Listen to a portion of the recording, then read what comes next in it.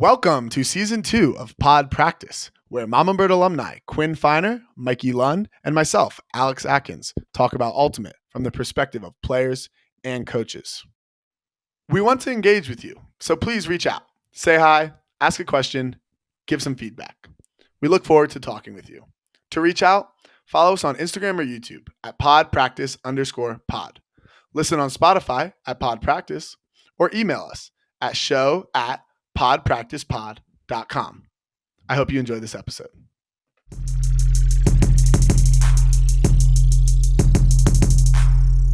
Okay, welcome back to another episode of Pod Practice. Today we are welcoming in Coach Ben Feldman, coach of the UFA Champions, Minnesota Windchill, which I had the pleasure of watching a couple of epic games this weekend. So Ben, welcome on. How are you doing? Doing all right.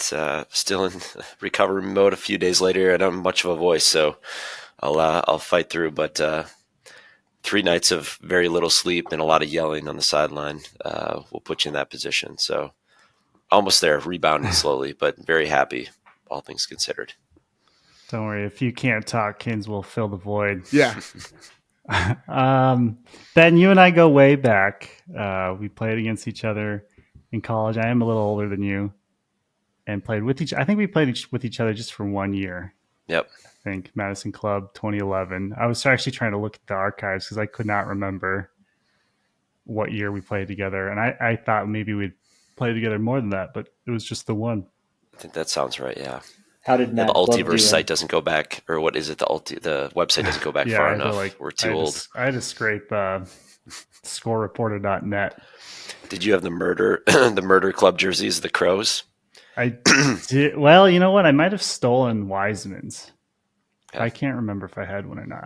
I've gotten rid of any jersey that's older than 4 years, probably. I don't have in a closet anymore. The cleanse.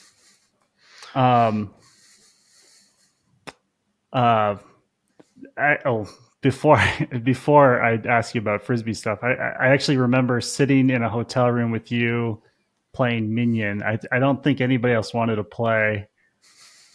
Ben, I don't know if you must have transitioned now that you're the mature one in the room, but back then we always thought of you as the young gunslinger since you were a hot shot coming out of Hopkins right away.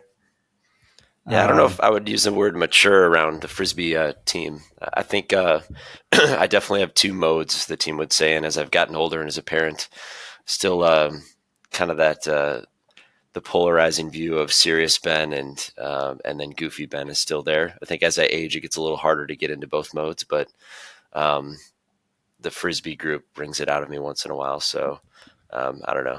The goofy side of me is still present through my Ultimate veins. I would say maybe a little bit less, not as consistent as maybe in the past. You have that presence though, the gravitas. I think you do a good job. So correct me on your history if I get any of this wrong. We are actually both from Minnesota, although we never knew each other while we lived there. Hopkins, you played for the Hodags from 2006, was it? To 11, and 2-time national champ. And we'll talk about your last year, I think, as we get into this championship weekend. And then before joining the Windchill, played club in Madison and with Sub-Zero. Mm-hmm. Can I ask a quick question? Yeah. So how much? So you were with the Hodags whenever you guys made the blueprint? Yep. Okay. There's no chance you remember this, but I think it would have been like 2009 Mardi Gras. You guys had the misfortune of playing the University of Arkansas Sunday morning. Would you remember this game at all? Dude, I'd have to go back, but okay. I'm excited to hear it though. Like, I definitely want to hear it out. Okay. Well, basically, University of Arkansas is a not a blue blood program. This is where I went to school, and back in the day, I'm not sure what their culture is now, but back in the day, there was a pretty good culture of partying. And so, especially going to Mardi Gras. So, most of us, were doing good enough just to show up Sunday morning at Mardi Gras. And you guys are obviously like trying to repeat, win another national. Give us that cake. I seriously, it was eye opening for me to see how serious Frisbee was taken at the time, and it was good for me. But all that to say is, I think we like rattled off a couple early breaks, and you guys were just fucking pissed because we had, just maybe showed up with like 6 to 8 guys. And there is a very small snippet of like in the blueprint. I don't know who it is yelling. It might be you. It might be Muffin. I don't know. Like in the huddle at Mardi Gras, just yelling at everybody because y'all are losing to this shitty Arkansas team. And that's like I get claim to fame, I guess. But basically, you guys go on to stomp the shit out of us. And that was just like I think one time playing Wisconsin in college. And it's a good memory for me. So that's amazing. Yeah, I haven't. It's been actually probably a year or two since I watched that. But man, that was the times of just putting my head down and running deep. I transitioned in my ultimate career, but in those first 2 years of college, it was like the easiest job of just on those stacked teams. Simpler times. Yeah. I love it. Just put your head down and run deep. So I'm trying to remember the opening of the blueprint, but I feel like maybe it was Muffin. The line is like basically just it's a foregone conclusion that you're going to win, and whether or not you're going to try to go undefeated or not. That's going to be on all of our heads is that repeat. And I think one of the major things today was just kind of to get that out in the open. There's the other thing about going undefeated. Everyone has that as a goal, I'm guessing. Maybe relative to the competition, maybe the best college team of all time. Yeah, what's the blueprint? I'm missing something. Kins. You're too young. Kins. Yeah, it's just too we'll get young. You the link. It's somewhere out there. Hodags recorded a documentary. In 08, looking to after we won nationals, looking to repeat. So obviously did the documentary and we ended up winning. So it's next to what's the Santa Barbara one? I Bleed Black. Have you seen that one, Kins? I've like a little bit. I maybe dabbled in it once. We should educate you. Worth your time to go back and watch both. But yeah, it was good because obviously the finish helps the story. But it wasn't professional, but pretty compelling to watch. So definitely worth however long hour and a half it is. Kins, you would like it a lot, man. I think I would. No, you might gain some respect for me, Kins. Dude, I got all the. What do you mean, man? On the field. I mean, even my own guys.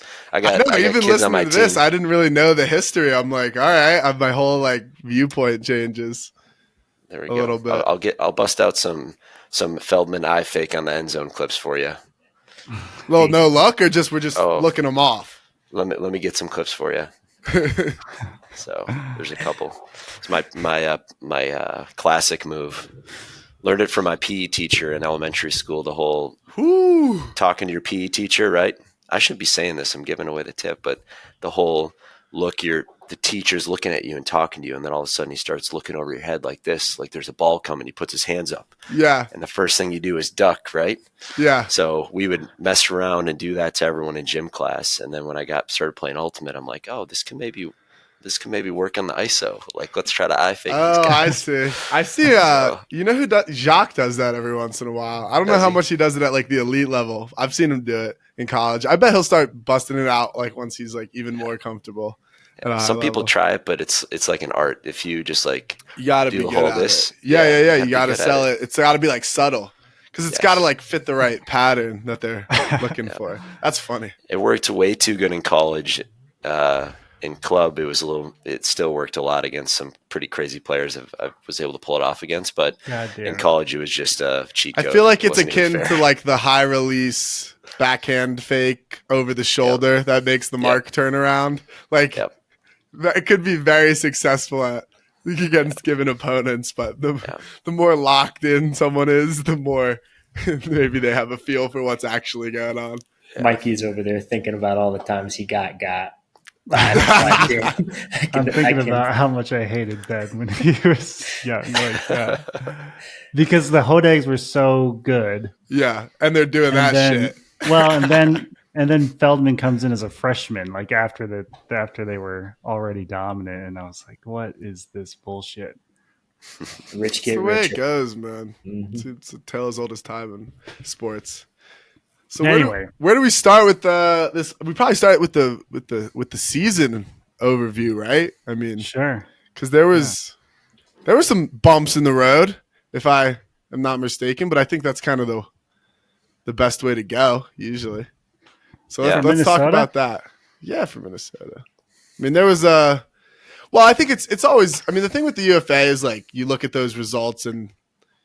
I mean, it's kind of like anything, though. But with the inconsistency of rosters on any given game day and those types of things, you've got to usually look a little bit deeper if you really want the full story. Well, yeah, okay. Yeah, Ben, tell us about your thoughts on the season and your expectations going in after, obviously losing that heartbreaker in semis last year. Yeah, I mean, personnel-wise, we had a little bit of turnover, but talent-wise, we felt like we were in a really good position to, earn our way back to championship weekends. We felt like, hard to not be the favorites. Losing a guy like Abe Coffin, was always tough. And, but our young talent, we knew was going to continue to blossom. We picked up Matt Rader, who kind of gives us a similar veteran presence or energy, which I think was a part of our story this year as well, having someone who's kind of been there, like Abe had, I think was an important piece for us, and him being a big vocal presence for us was really nice to have. But we felt like we assembled a really good group. People continue to grow and develop, and obviously started the season nicely on the road. We undefeated on the road this year, which is great. Trying to figure out exactly what happened at home. Part of that is, 3 losses at home is not super typical for us. We to start our first loss against Pittsburgh, I think, you could point to, roster inconsistency and not having some guys, but we reflect on that game. I think it's a part of our story. It was our windiest game at Seafoam this year. I'd say from a coaching perspective, we feel like we made a ton of mistakes.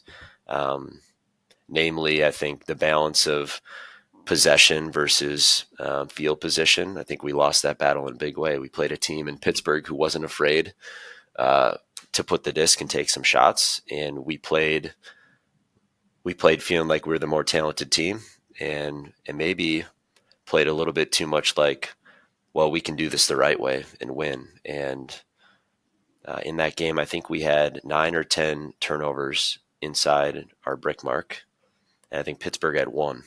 Lesson learned. I mean, that is so interesting. That's fascinating because it does seem like that's exactly what happened at championship weekend, but flipped, scripted. That's so interesting. I don't want to derail us, but do you feel like you guys also learned anything whenever y'all came to Colorado last year? I feel like that was one of y'all's biggest games to date, which was also at elevation in a game that obviously we got the best of you guys. And then we came back this season and got our asses handed to us. But did traveling to Colorado or playing at elevation inform? I guess the win this weekend, just if you had any strategy lined up, it completely derailed it. But I don't know, did going on the road to Colorado help at all? I'm just trying to get some credit for us. For you guys winning. That's all I'm trying to do here. Yeah. Like Pittsburgh did. Seems like Pittsburgh is probably the one. Shout out Pittsburgh, man. No, definitely learned a lot from that, and kind of going back to last year. We've built our schedule you need to play tough teams to get better. You got to play the best to be the best. You got to have that experience. And, last year playing you guys and getting our asses handed to us, elevation, whatever, this and that. You guys had a great team. We don't make championship weekend last year without playing you guys. Let me tell you that, because as you guys know, if you study us at all, we learned a lot about force middle against you guys. Let's just put it that way. And we're like, what the hell is this? And we need to know how to play against it and play it if we're going to be successful in this league. And yeah, it was franchise altering. You know, as coaches, we sit here and innovating brand new strategies and sets yourself is not. It's cool to do that, but at the same time, there's 24 other teams and talented coaches in this league that are doing things great. And figuring out and film studying and figuring out what's working well, what isn't working as the league evolves is really important. And so teams are doing all sorts of different force middle, force sideline, flat mark, you know, different zone junk sets.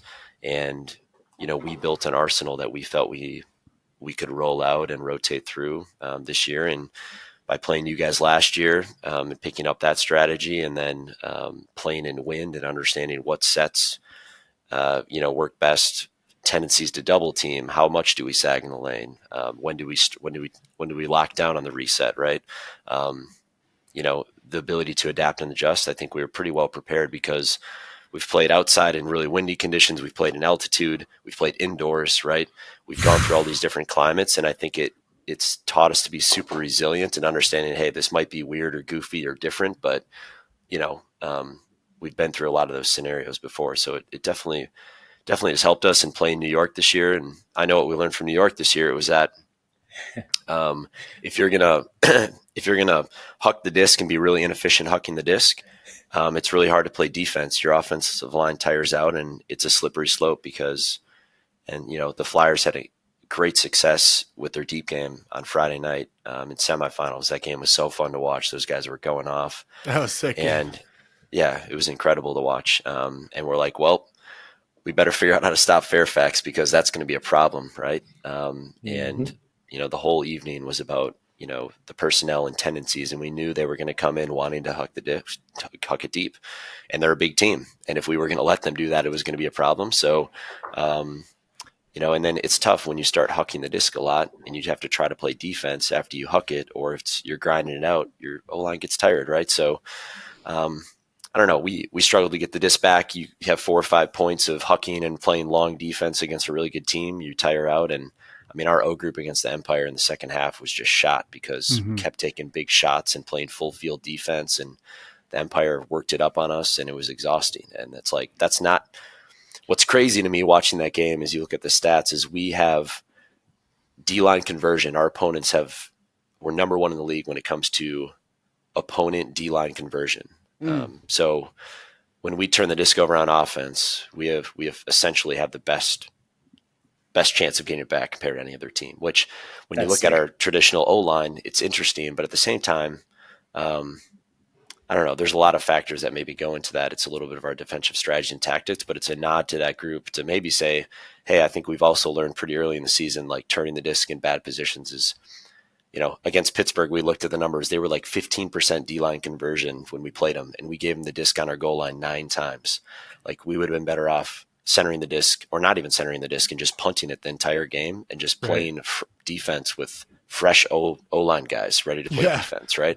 19, there's a 15% chance they're going to work it downfield, right? So that game kind of opened our eyes to like how we should address that going forward. And I don't know. So all those different things obviously accumulated into feeling like we had different game plans for Saturday this weekend based on the level of the wind. The game got delayed. We thought it was going to be 0 mile per hour winds. And we're like, all right, we'll throw game plan 1, phase 1 out the door. We're in phase 2, right? Claying on offense. Like, we're just going to, like, our standard approach. We feel pretty good about it. We know how we're going to limit their deep shots. And then the swirliness picked up, and we're like, okay, this is even harder now because what's upwind and downwind? Like, the teams didn't even know what was going to be upwind, downwind when like my guys went out to the line. It was wild. I know for the coin flip, and I'm like, did you talk to them because the wind is the opposite direction right now? Complete opposite direction that it had been the whole weekend. It was ridiculous. Right. Like, they're probably a little bit like vantage point. The right end zone seemed like the downwind end zone, and then all of a sudden, all the pulls to the left side of the screen were going to the back line. As a spectator, I was very confused. Yes. Yeah. A little bit disoriented, and like I was afraid my guys. We chose defense, which was the easy way out, but I was afraid my guys choice too. Yeah, which and we'll get into that too, of just like the number of runs this weekend just playing defense. Unbelievable. It's just insane. But being on defense was the ticket. We're like, all right, well, we'll take defense. And then obviously they couldn't make the mistake of choosing the wrong side of the field. And Carolina, chose downwind, which is good. But my guys, with how quickly it changed pregame, I was worried amidst everything going on, they were going to pick what was, the upwind side for the majority of the weekend up until, literally start of the game. It's good until you drop the second pass on your end zone. Yeah. Then you might as well just picked up with. So DC, I think Mulks had the drop. Was it Rowan? Mulks had the misread, the misread. He was going to D it, and then they block. Yeah, for a big upwind one. No, Rowan had the drop on the goal line, but I don't think you guys scored that. Dude, you might have honestly, scored that possession. You did not. Yep. You might have scored that point. You didn't score that possession. Interestingly enough. Yeah, honestly, the Friday game is just a blur. It was crazy. Everything's a blur. You guys are going to quiz me on certain points, and I did watch back the game Saturday night. Obviously, at 3 a.m. we had it going in the conference room at the hotel, and the guys we had it on there. But it's just between the amount of film we obviously watched a ton of film between reviewing our game Friday night against DC that night, and then watching all the Flyer stuff the next morning. That game, I want to go back and watch Friday because I literally forget how that all played out. Honestly, it was ridiculous. I'm pretty good on the clips from Saturday, but I might be struggling on Friday night stuff. Instead of asking you to recall specifics, can you talk a bit about your game plan in the wind? Yeah, I mean, Friday was crazy, and it was a little bit. It was, and you guys saw it, right? Approaching things more on an upwind downwind basis. Mm-hmm. And DC, they were putting their entire offensive line going upwind against us, which is one way to go about doing it. We took a little bit different approach. Josh and Raider were kind of the two people were hey, there's going to be 30, 40 turnovers in this game. Are Colin and Raider our best defenders? Probably not. 30, 40, 71 is the exact number. Each team. Oh, okay. Team, right? Yeah. So this isn't going to be about generating blocks. It's going to be about, okay, there's going to be turns. There's going to be drops. How do we make sure we got the weapons on the field that are going to allow us to break up wind, right? So one strategy would be hey, we're just going to put our offense out there and then go upwind. But problem is, and you look at how it all played out, you take off your core unit. It was hard receiving the pulls, and with Cam Lacey pulling it made it even worse. The other teams pulled fine as well, but crazy. Having your D line have to go through that, totally. Even for an O line, right? And the guys most polished, centering and moving the disc out of their own end zone. You're playing with fire because sure, put your offense going upwind, but if they don't do their job, and your defense then has to get out there and field it, and they're not used to doing that, right? In tough conditions. There's a lot to be said in dealing with adversity, like you were saying earlier, having to deal with different conditions throughout a season. Because a team like DC, they obviously have great club success too. They don't have to figure out different strategies because they're just on cruise control all the time. Right. And it was pretty bananas to me that the game was tied going into the fourth, 11-11. They were receiving going. In my mind, it was downwind. I'm not sure which way was upwind, downwind at that point. But they had their D line. Yeah, it was downwind. Receive, and then Jasper, I think, had that bob. I don't remember if that was at that point. And then you guys broke right away. Right. And at that point when it's tied 11-11, it shouldn't if you're thinking about personnel, you need to get the people out there that are used to it, that situation. If it's your O-line or at least some mixture of it, like you were saying, have Colin, have Raider on for specific situations rather than necessarily offense versus defense. I feel like. Go ahead. And we were a little bit hybrid with that too. I mean, as the game went on, and even Colin played a little bit of both ways. But honestly, and I said this, I think on the press conference, it was the most instinctual, chaotic line calling that I'd had to do as a coach, in history, right? Because as the game flow and based on the duration of each point and And I can see when my guys are tired or when they want to go, or and so it was just a little bit of this like having a pulse on, and when you're dealing with maybe the duration of the point, the momentum swings, and I don't know, it's all just a little bit of a blur, but we did complicate it because we felt like it needed to be complicated, and like just like O-line, D-line flip the switch, like it's it was an extremely that could have been an approach. You benefit from the chemistry of those players playing together, and we had like Clayton out there and Raider with guys they haven't practiced with all season. Right. Like it was like definitely the risky chemistry approach to it, but it's like obviously with a power thrower like Clayton, we're like, well, we think this is the way to go, and Tristan Van Mortel, who'd played a ton of offense for us in the past, the benefit we had is that it wasn't recently, but because of the roster inconsistency we had this year, these guys have intermixed a little bit more. Or in last year, he played a lot of offense as well. So, I mean, him going downwind this weekend on offense, I know he had the one throwaway late in the game on Saturday night, but man, he just played like the ultimate rock, and like him Tristan's playing offense, definitely my favorite player to watch on Windchill. Yeah, that's like crazy. Endurance, crazy stuff. Yeah. Endurance, cardio, and maybe I don't watch him enough. He was not one of the ones that stood out to me compared to some of the other guys. But I think I probably am looking at different things.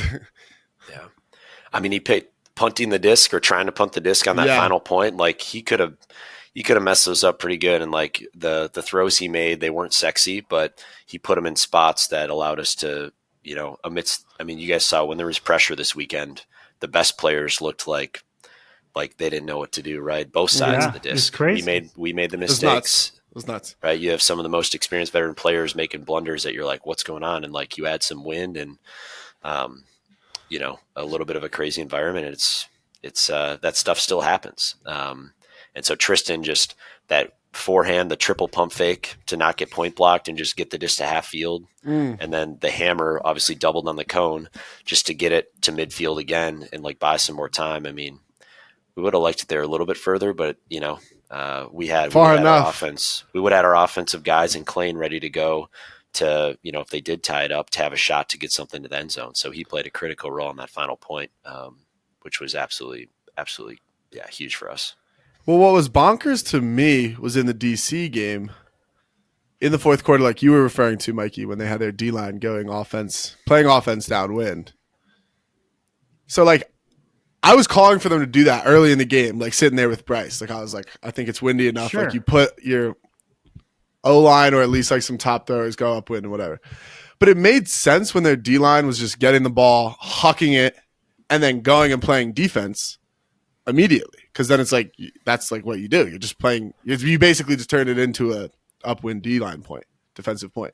But then like those ones in the fourth quarter, when they started to like try to like complete passes going downwind, then I don't understand the rationale at all of having them, or at least not bringing some offensive guys over to play the downwind points. Like I was like, that made no sense to me whatsoever. The pressure of the moment, I'm sure in hindsight, Lauren would be like, I probably shouldn't have called it that way. I think she did actually. I forget to someone she was saying that, but I was surprised at that for sure. And I wanted to ask you, Ben, because obviously, I mean, you were talking about the Pittsburgh game, and there's this line that I've encountered as a player before when it's like, are we at the point where we're playing positional and we're just hucking and playing D and we're not really trying to like work it down the field? Or are we at the point where like, maybe the odds are better to try and work the disc downfield? And obviously there's like so many factors that go into that, like the strength of the line, the strength of the defense and offense of the team you're playing, the conditions out. But like, how do you make the decision then as to like which, tactic you're going for? Yeah, I mean, Friday night we were definitely in a position of with the direction of the wind, and it evolves and changes. Right, there was lulls Friday even where you could huck it both directions. Right, you saw it happen, and it's not even like we had to have communication, understand, okay, is there a low, and like trying to get our players equipped, because on the field sometimes you're in the mode and you might not even realize, like, hey, literally the wind just died. Yeah, it's like down for 30 seconds or whatnot, and that's when you saw some of those shots go to that end zone, was when that occurred. So the inconsistency, but I mean, you saw early game, like the punting, like you gotta be smart enough. It's like, and we even had Friday night, and I'll call out Will because he played incredible Saturday, but Friday night, like some of those turns that we made were just absolute no-nos, and we got away with some of them, thankfully. But throwing swings on your half of the field and inside flicks in some windy conditions with in transition, like those are free goals, so the position of your turnovers in those are so, and it was a little bit of like the only goals Friday night were when the teams could get backfield momentum, and it was just 10-yard passes, right? Up line, right from, and they had an advantage, and the other team couldn't recover in time. And that's where all the goals were coming from, was just in transition. So when we had those short field turns, it's like, well, at least if we punt, we're not going to give up this transition movement, which was the most damaging. So we still had some really bad ones, but the first half for sure, I mean, both teams were doing it right. And man, like looking back at the film, like AJ, like his throws, and I guess we're thankful he didn't get an opportunity to maybe throw as many. So but interesting. He had like one of those ones, really good ones. It was like one fantastic one upwind at the beginning of the game, and then he didn't. Oh, I guess maybe he had a big downwind one as well. Yeah, but I was surprised he wasn't doing more upwind, because it's like, okay, at least you have a guy that can punt it super far, and if it's not completed, upwind. Because some of the struggle just even going upwind was like, if you don't get this thrower in momentum, the throw's only going to go like 20 yards. If they're like standstill with a flat mark, like you just can't really punt it that far. Yeah. So, I mean, Friday night was about how do we maybe get DC going into the game, was like, how do we get them to huck it a little bit more, to get some turnovers. And then it's like, well, we got a lot of wind now. Maybe let's rethink this. And then Saturday is like, well, how do we make sure these guys can't huck it? Because they clearly want to huck it. I don't know, the last game, they were 17 for 24 on hucks, 25 on hucks, and bonkers. 7 of 20 on Saturday. And I know people will say, oh, it was so windy. It's like Saturday night, there was no punting strategy or mentality. I mean, it was windy, but it's nothing different than what we face all season at Seafoam. I mean, Friday night even was they were just hucking it. It wasn't windy. Let's maybe a little bit at the beginning, but at a certain point they were just like, that was their play style. Right.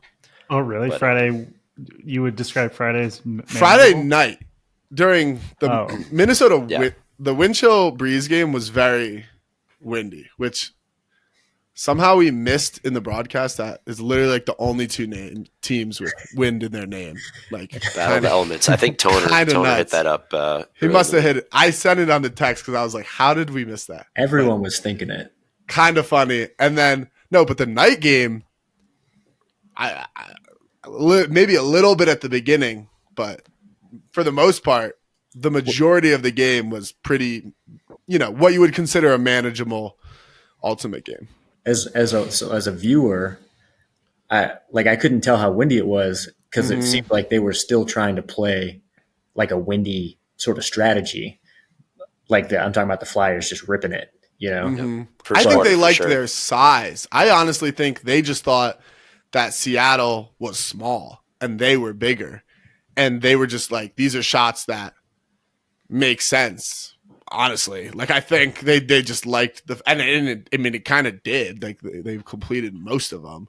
I think that was more their thought process than the wind. The other interesting thing is with the new disc, you can't get quite of a sense of how windy it is, because where an Ultra Star would be flipping over like a fucking plastic plate, like this one holds up a little bit more in the wind. So you can, especially if you're able to get some power position or something like that, you can put a good rip on it going both directions.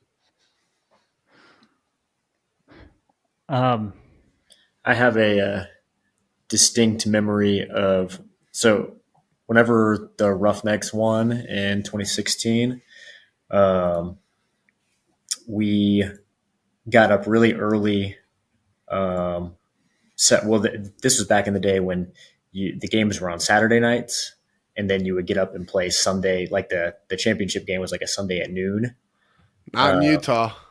No, not in Utah. I can't. Different rules there. But we found like a conference room in our hotel, and like all just sort of like sat around and talked about the semifinal from the previous night. It's a really good memory for me because, just playing in a championship game is a great memory, but everybody was so singularly focused on the game in front of them. And like, so we were like in a conference room at a hotel talking, we were playing Seattle in the championship game, and we were like, thinking about game plans for individual people and then like overall strategy. But that's just like a vivid memory for me because I learned a lot. I was playing with a bunch of good players and everything. Did you guys, like, after you won Friday night, did you guys stick around and watch that game together, or did you go back to the hotel? Yeah, it's funny because like didn't feel like as a GM like we did put some good plans in place, although we didn't know the likelihood. So like we had like food ready to go for the team. The other thing that we did, I mean, that's huge. We had 4 of our medical staff travel with us this weekend, and which was incredible. I mean, we had a PT, we had an athletic trainer, and then we had a sports chiro with the team, and like was nice on Friday before the game to have and leading up to Friday, but invaluable. And it's hard to say that doesn't play a role in the start of that game and the energy that we were able to bring on Saturday night. We just felt, whether it's physically or not, like having that support there and that type of support in a back-to-back, like mentally, I think is like builds a ton of confidence too. So was so happy we pulled that lever. And I mean, having on the sideline at the hotel, we got back, right, and they're setting up 2-hour blocks like that evening and then in the morning again to support us. So like hats off to them. We work with NovaCare for PT athletic training, and we have another sports chiro who was with us, and we had a team doc as well on location. So that obviously plays hugely into it. We did send everyone back to the hotel. The coaches stayed and watched the game. We didn't know how quickly we were going to get footage. They were awesome about getting footage up within like an hour after the game, but obviously with it being a late game, we're like, well, we might, before we go to bed here, like we need to get some rest, but like we'd like to be able to work through both games. So between Max, myself, and Carlos and Greg Cousins on our team, he wasn't active, but he coaches Sub-Zero, and like we were sitting down in the lobby, breaking up responsibilities, noting old Flyers games, and working through our stuff. And our team meeting was usually about a game plan document that's pretty written. Our meeting because we were just literally watching film all the way up until our team meeting, it was much more focused on some specific clips of like the adjustments, namely the adjustments we were making. There wasn't anything new or novel we were like rolling out in this game. We knew what wind could look like and what it went. So it was really just like getting some visuals in front of the guys, and like the 3 or 4 key things we felt that were going to be necessary to like interrupt what they wanted to do and make sure, we were going to have success. So it was a lot about how do we slow down their offense. We felt like, while they're a talented group, we felt like their offense was their biggest strength, and their ability to convert after they get the disc was their biggest strength, namely with guys like Henry, where they can put it out to him. So we knew our O had to have a relatively clean, efficient game. They didn't necessarily have that. Looking at the numbers, I think Max, our assistant coach, and I would say offensive coordinator, was like, "Whoa, we had 34% efficiency in this game." Like that. Really in the finals?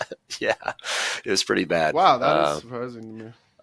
I think they were actually slightly higher than us on O efficiency. I want to say, but that goes back to the fact that they're pretty good at getting the disc back. I'd have to dig more into the numbers, but yeah, their D-line conversion was 38%. Ours was 50, and our conversion on O was 33. Theirs was 37. So, I don't know, but yeah, glad we took the steps to be ready. And we hired an assistant general manager here in the last couple months. His name Tyler.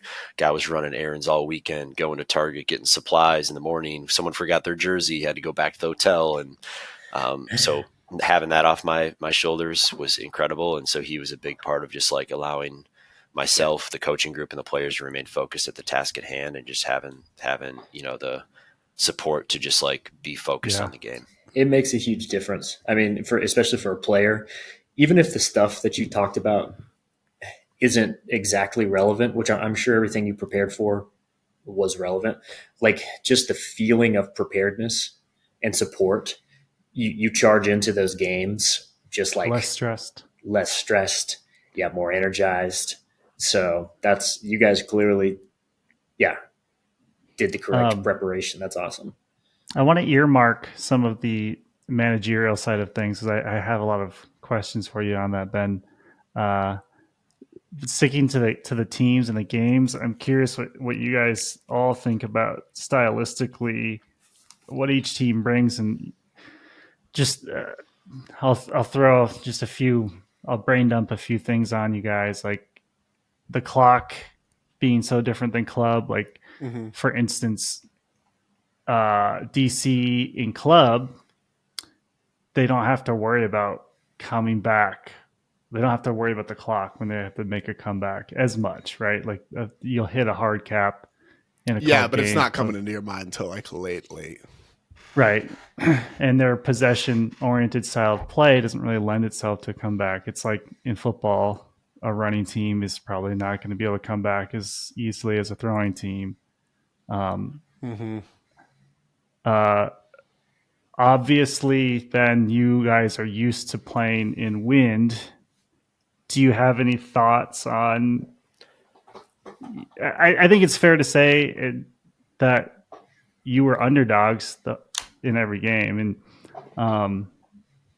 hopefully you don't take this as an insult. I don't think you do.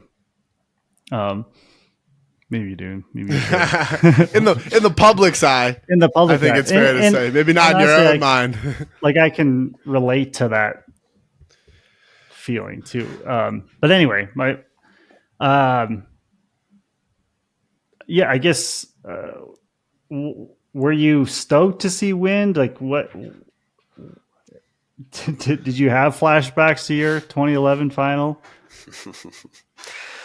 Yeah, I mean, first and foremost, I've heard the underdog thing, and unfortunately, we're not going to be able to embrace that much anymore. We got a title to our name, so if there was ever a target, and the team knows this, right? Like all the people saying, "Oh, it was just the wind. You guys won just because of the wind," like, or the teams that we beat, right, who feel ousted or that we snuck by. Like this target we have is one that we have a different mentality now. We no longer carry the underdog, but it's going to be a huge opportunity for our team to battle back against opponents who feel like our title wasn't worthy. And I think that is an underdog status, but it's something that the team is pretty fired up about. So we'll keep taking all that energy.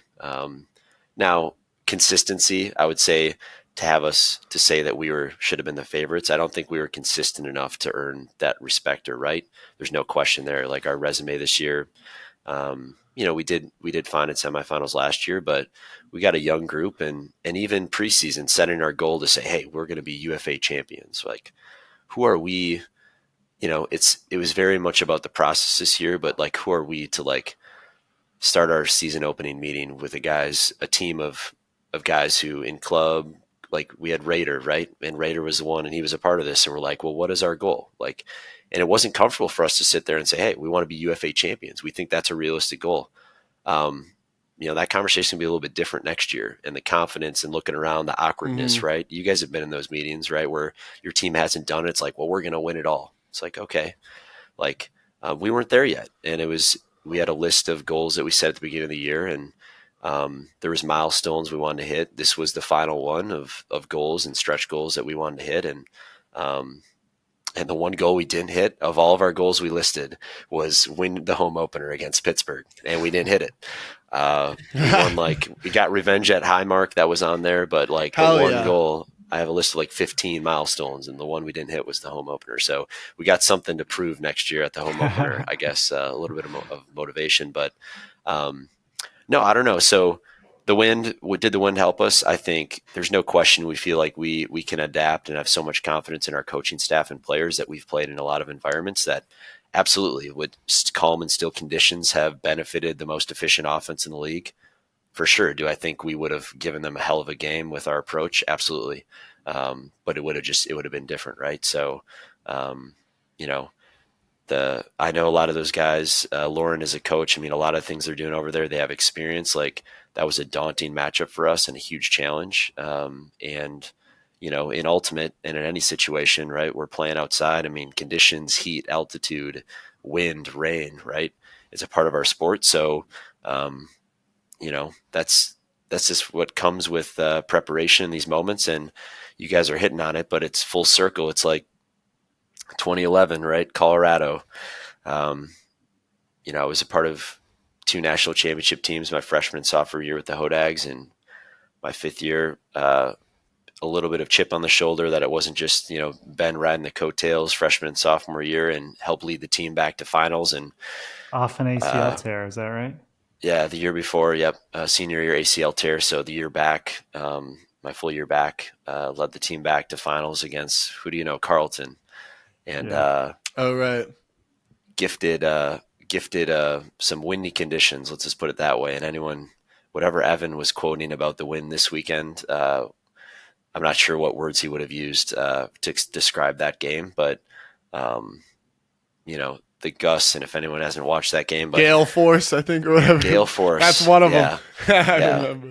Inflatables ripping out of the ground. And I can't even describe. I still haven't watched the game back, and one thing is winning this weekend might have been what it needed to happen for me to finally go back and want to watch that game. Kind of the mental cleanse or the full circleness that allows me to go back and stomach that game. But at least our guys could throw the disc and keep it in bounds. That game was insane. And for the last time I was in college club pro finals to be, 15 years ago or whatever it was, not 15, 13 years ago, to have wind be the talk of the show when we finally make it back, and then to have success is pretty special. I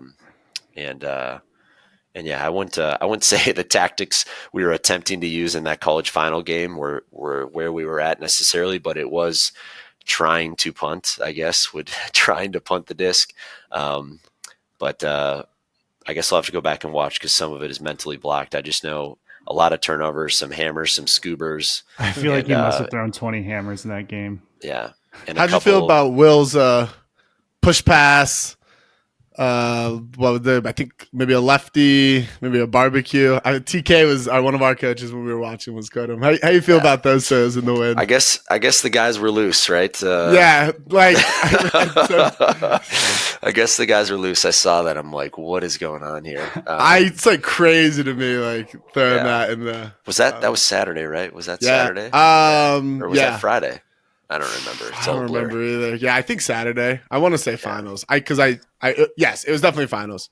But I do remember watching you guys warm up for finals, going downwind, and I'll come right back to this, but I just want to mention one thing about how windy it was in 2011. It was so windy that like those speakers that they have on those stands, they're like, I don't know, what are those things, like 25, 30 pounds? It blew off the stand and landed on some poor lady's head. Oh no! She had to go to the emergency room. She was holy shit. Yeah. It was. It was at the bowl, and do you know what field it was on? Yeah, Pleasant View. I've watched. Maybe I remember seeing like Colorado Carleton highlights there with Montague and some of the legends. But I was just saying, I was watching you guys warm up throwing downwind hucks. And often I look at like in opposing teams from a perspective of like when I'm playing a team, I'll look at another team's like doing 4 lines or whatever. And I'll be like, most of these guys kind of suck at throwing. Whereas your team was like very dialed at putting the correct height. I was impressed putting the correct height on the disc going downwind. Someone, I think it was maybe even Barry, was like, make sure you wait a couple seconds before you hit this receiver, make it a little bit easier. Because that was the one mistake that at the very beginning of the shots that were going up is like they were throwing good throws, but it was still throwing it too early. But I was just surprised watching. I was like, this team definitely has experience. These guys definitely have experience throwing in the wind. And I was impressed at that. Yeah, it's definitely the harder of the 2 hucks. Like in pregame, we knew that, so we want to go both ways. But again, going back to our Empire game and a lot of our focus and practices coming out of that is like we took a lot of shots in that game, and the number of hucks that were just overthrows, they weren't even catchable. It's like, this is completely unacceptable. Like at least make the team get a block, right? And you look at like at least give our guys to make a play on the disc. And if you look back at the game, it's like a lot of our hucks this weekend were exceptional. Some were okay, but not that many were overthrown. There was a few, but we let our guys make plays, right? Even the mid-range hucks, like we're letting our guys make plays, and it's like at least you're giving them a shot. And like we just didn't do that against Empire. Like every throw was over pushed and passed, like just not even given an opportunity. And that was a big learning of like in practice, like we do huck drills. It's like it's unacceptable. Like trust your teammates, and especially our offense and our size. Like against most teams, we feel pretty good about those matchups. It's like these got to be in bounds and they got to be catchable, or you're doing a huge disservice. Speaking my heart, Ben, at Bravo practice recently, I've just been saying, if you're going to miss short.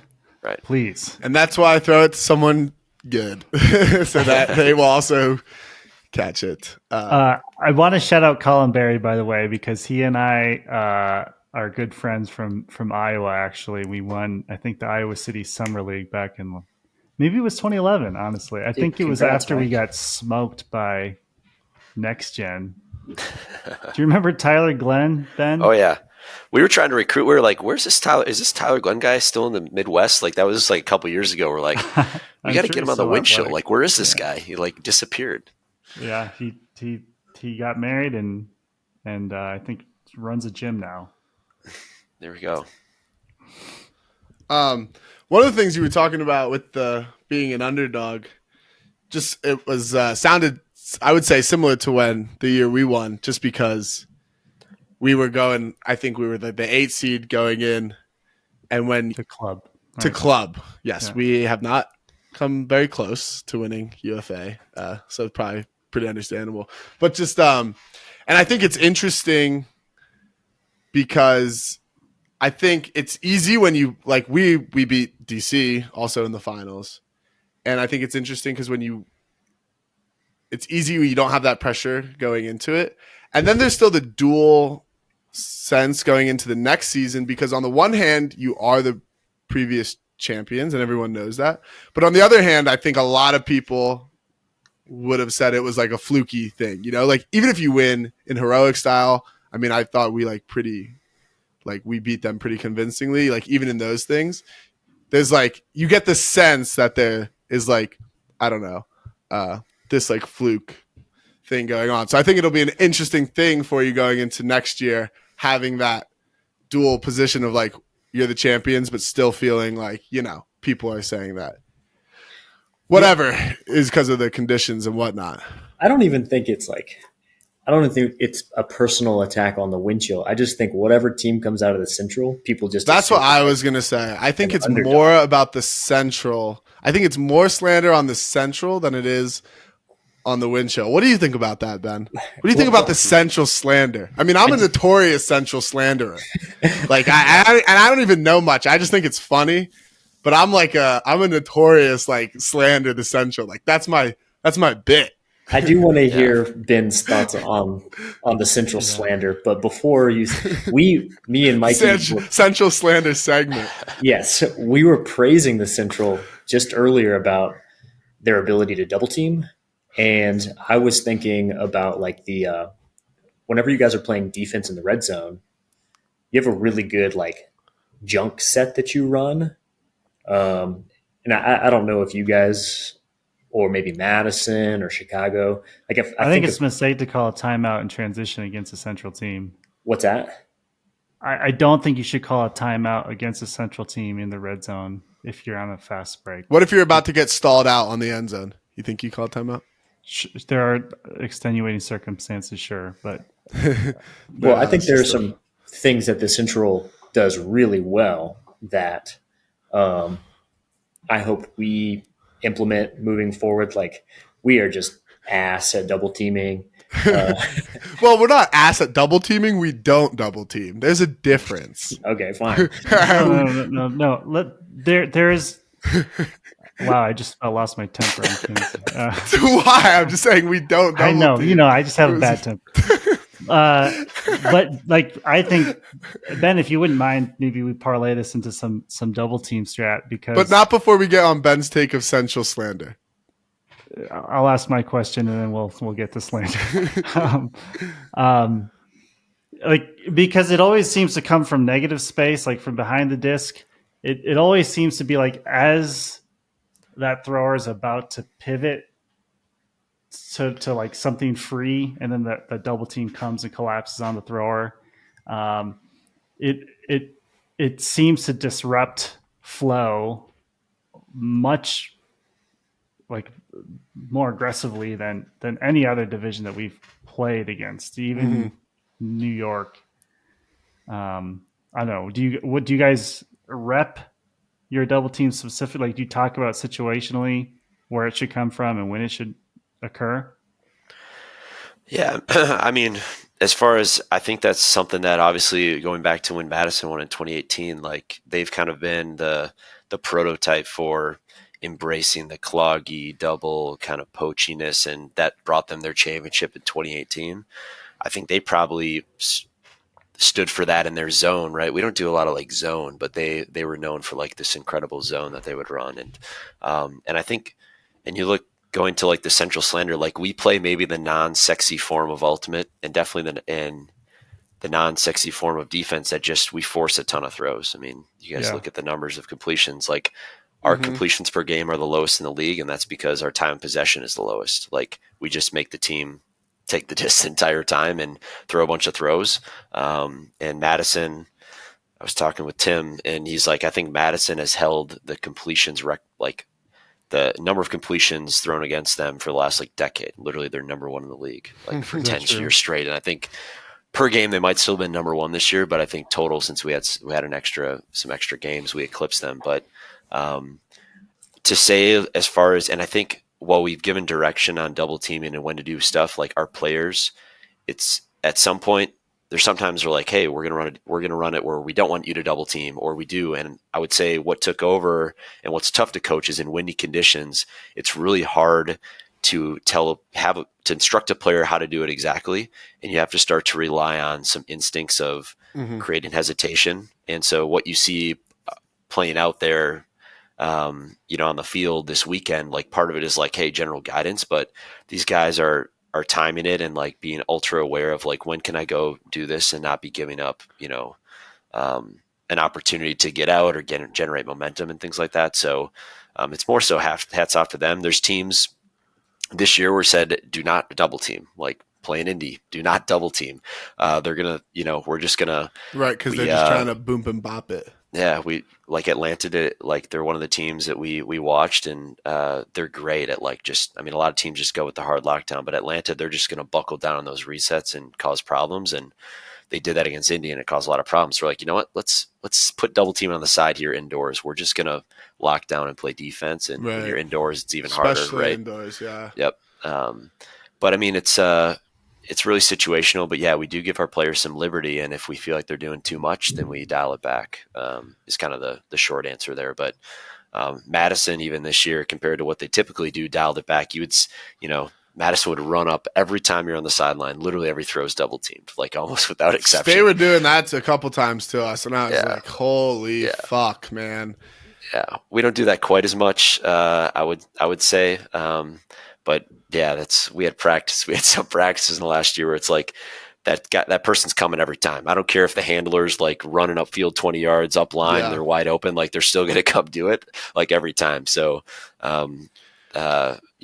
I would say like a lot of hey, we got to figure out how to maximize the use of this rule set and the stall count and also like, it's frustrating when you're behind to play against a team who makes you throw a lot of throws, right? Yeah. And I think when you have a lead and you're a good team, if the opposing team knows, hey, we're going to force you to throw a lot of throws, like good luck coming back. It's tough to come back against a team who's going to do that. So I think it's something that I think is, when we have a lead, is compelling, and is obviously not nearly as valuable when you're going against a team with the lead, because the confidence to just like, hey, we'll take these free passes, like to get turns takes longer, right? Typically, because they have higher time of possession. So when we get behind in games, it's pretty daunting. And thankfully that didn't happen this weekend. And that's one of the reasons we were able to be successful. Getting out do you circle, really do you identify people that you want to double? Because I was talking to Tim, and we were talking about the game we played in Madison. And we were talking about how our O-line was like the UFA experience that our O-line had was like less than 20 games, I want to say, of like combined games that people are. And he was like, oh yeah, we knew that. And we had some of these guys. It's like they touch the disc. Doesn't matter where you guys, doesn't matter what's going on. You leave your guy double. Yeah. Did you do that? Yeah. I mean, I think we probably talk about it maybe a little bit more on guys who we don't want to leave to go double. Like, not so much. Like, I think we're makes pretty, a lot of sense. Yeah, I think we're more comfortable doubling a lot of people, and I think we're less comfortable. Like, hey, probably don't leave Atkins to go double someone, because we're pretty confident he's going to be effective at like finding a space to get the disc, and then he's going to puck it us, right? Things like that. So it's not so much. Yeah. Whereas like if that player has it, like, yeah, we're probably going to go. Absolutely. That's interesting. Yeah. So do you think how important do you think length matters, both as the double team setters, but also the thrower? Like, do you like Tristan, for instance, or Josh? Do you have guys that are on the shorter end that you would rather have with the disc? Getting out of a double team? Yeah. Than like, absolutely. Grant. Right. Absolutely. I mean, it's tough. Like Tristan and Josh, like those, I would say those guys would say themselves, they freaking getting out of doubles is not easy. It's about like Will Brand and Raider are the guys we want with the disc to get out of double teams. And you see the other teams, like the guys who pick up on sideline rollers and stuff. I mean, it is a tough situation to be in, and getting point blocked or making the wrong decisions is high pressure. I mean, it's not fun. So, it's I would love to have a couple more lanky, specialized guys, even cut, and like some teams had even downfield guys, like Chicago would have like Lithio, or guys like Lithio or Long who can pick up, right?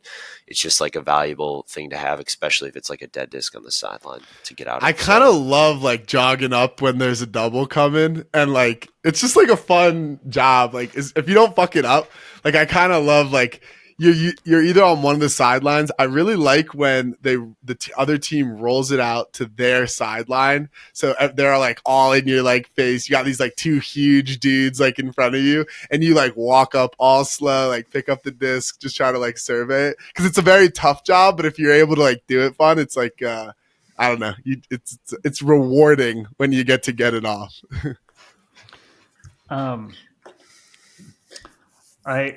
I feel like I have one more thing about the double team, but I feel like we haven't asked you enough about finals, and I do want to ask you about UFA as a business a little bit as well. Right, so many things, man. When you mentioned people that you don't want to leave to double team, that was interesting to me, because they're also like, so what Madison does really well, what you guys did really well. There are two specific situations. One, like, when the disc swings off of a trap sideline, to double that situation where whoever threw it off the sideline, their defender goes and doubles. A lot of the times that whoever just threw it is really disengaged, and I'm just thinking in my head, Noah Kuhlman for us does not stay engaged in that situation very well. We'll clip it. He can post it on his thing. When he gets left for a double, it's a problem for us. I think against the Flyers, they threw some advancing pass. I think it was to Anders, and the reset. Maybe it was Allen. I can't remember. Maybe it was Elijah. His defender went to double team, and in a club situation, you're used to having that time to sort of like drift to be even with the thrower or positive and then get it off the line. But when that double comes, it just throws off all that timing. Obviously on the sideline, it makes sense to double, but that specific situation where it comes from the reset, I find very challenging, and I think also underscores why if you catch it on the disc on the sideline, there's not really much point to be looking upfield. You just need to get it off. Certainly.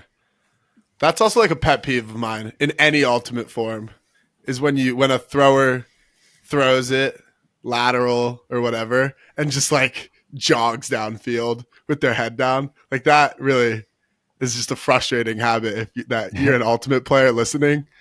Even if you're jogging but you're looking at what's going on and have the ability to like make a move if something happens, that is a good skill. Good skill. Just look to the middle of the field. Look to the middle of the field. Ben, who do you think is the worst division in the UFA? I gotta know. I'm trying to ask because I was thinking about it. Like, why doesn't the South get more hate? Why doesn't the West get? I mean, the West gets hate. So like you can. All right, well, that's fine. The East doesn't get hate because they got the top teams. Like everyone, like the East. But maybe we should hit.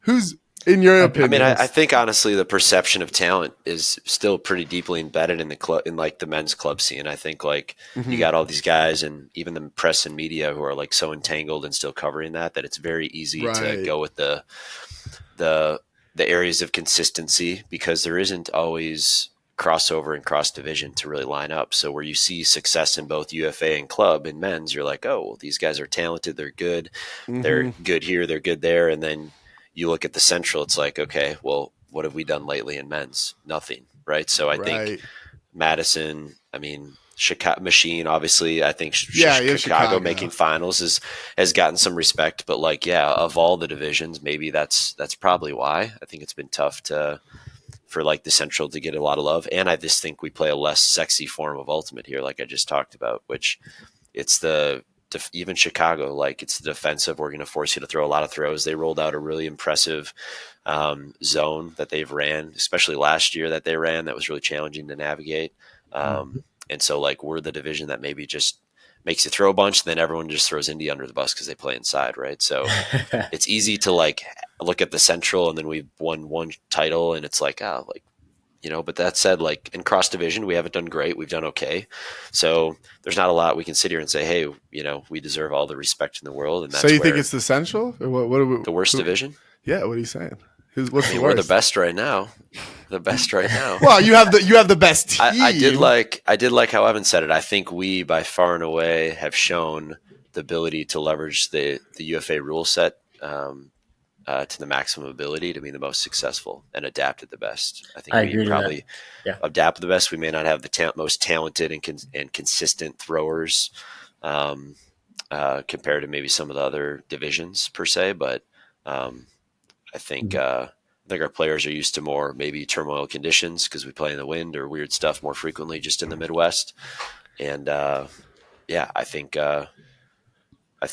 we've adapted very well, and it probably started with Madison and their strength of just like going from having no men's club anything to being a respected team, and like kind of we've designed a lot of what we do off of them. It was like the first thing of like, how do we beat this team? Well, we got to be more like them, right? We lost to Madison endlessly. Yeah, it's like, what are we going to do? How do we beat them? So so much of who we are was about beating that team, right? And to beat them, you got to sometimes be like them or practice like them. And I think that's kind of evolved into our approach today and how we handle our team. So is it the West, the South?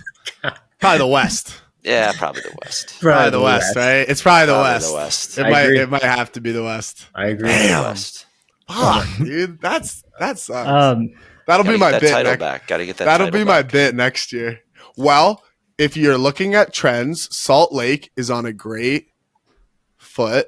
I mean, you guys lost at home last year. They didn't make championship weekend, but the team that hosted, then the next year, they lost. They still lost at the site of championship weekend. Mikey, you're confused. I was trying to think how many players on the Breeze. I don't know that any player on the Breeze has been at championship weekend, or was there a couple? Do we know? Like ever? Their roster. They probably had like some random guy. They had people play for the Flyers at one point, right? I mean, they definitely had people there. They weren't playing. I know, like Weaver, I saw there, but wasn't playing. But he was on New York. I mean, I've been at championship weekend every year. That doesn't count. I do feel like the two teams that made it to the finals, you guys and the Flyers, are probably the best team. Like you were talking about the teams that have adapted to the UFA rule set the best. Like I think of Denardis and the Flyers as being excellent gamers. And you think about their divisional championship game where they're milking the clock. Milking. And you guys have adapted in different ways too. But I tell this to Kins and Mikey all the time. Like, we're just straight bunned at the UFA rule set. And until we commit to figuring it out, we're going to keep having disappointing seasons. So keyword probably commit to the whole thing. Like we just probably have to commit more to the whole. Yeah. Well, like Ben said, there's a lot of good coaches. There are a lot of good. Right. Other people. I think that's a key. Like you keep asking what the worst division is, Kins. And yeah.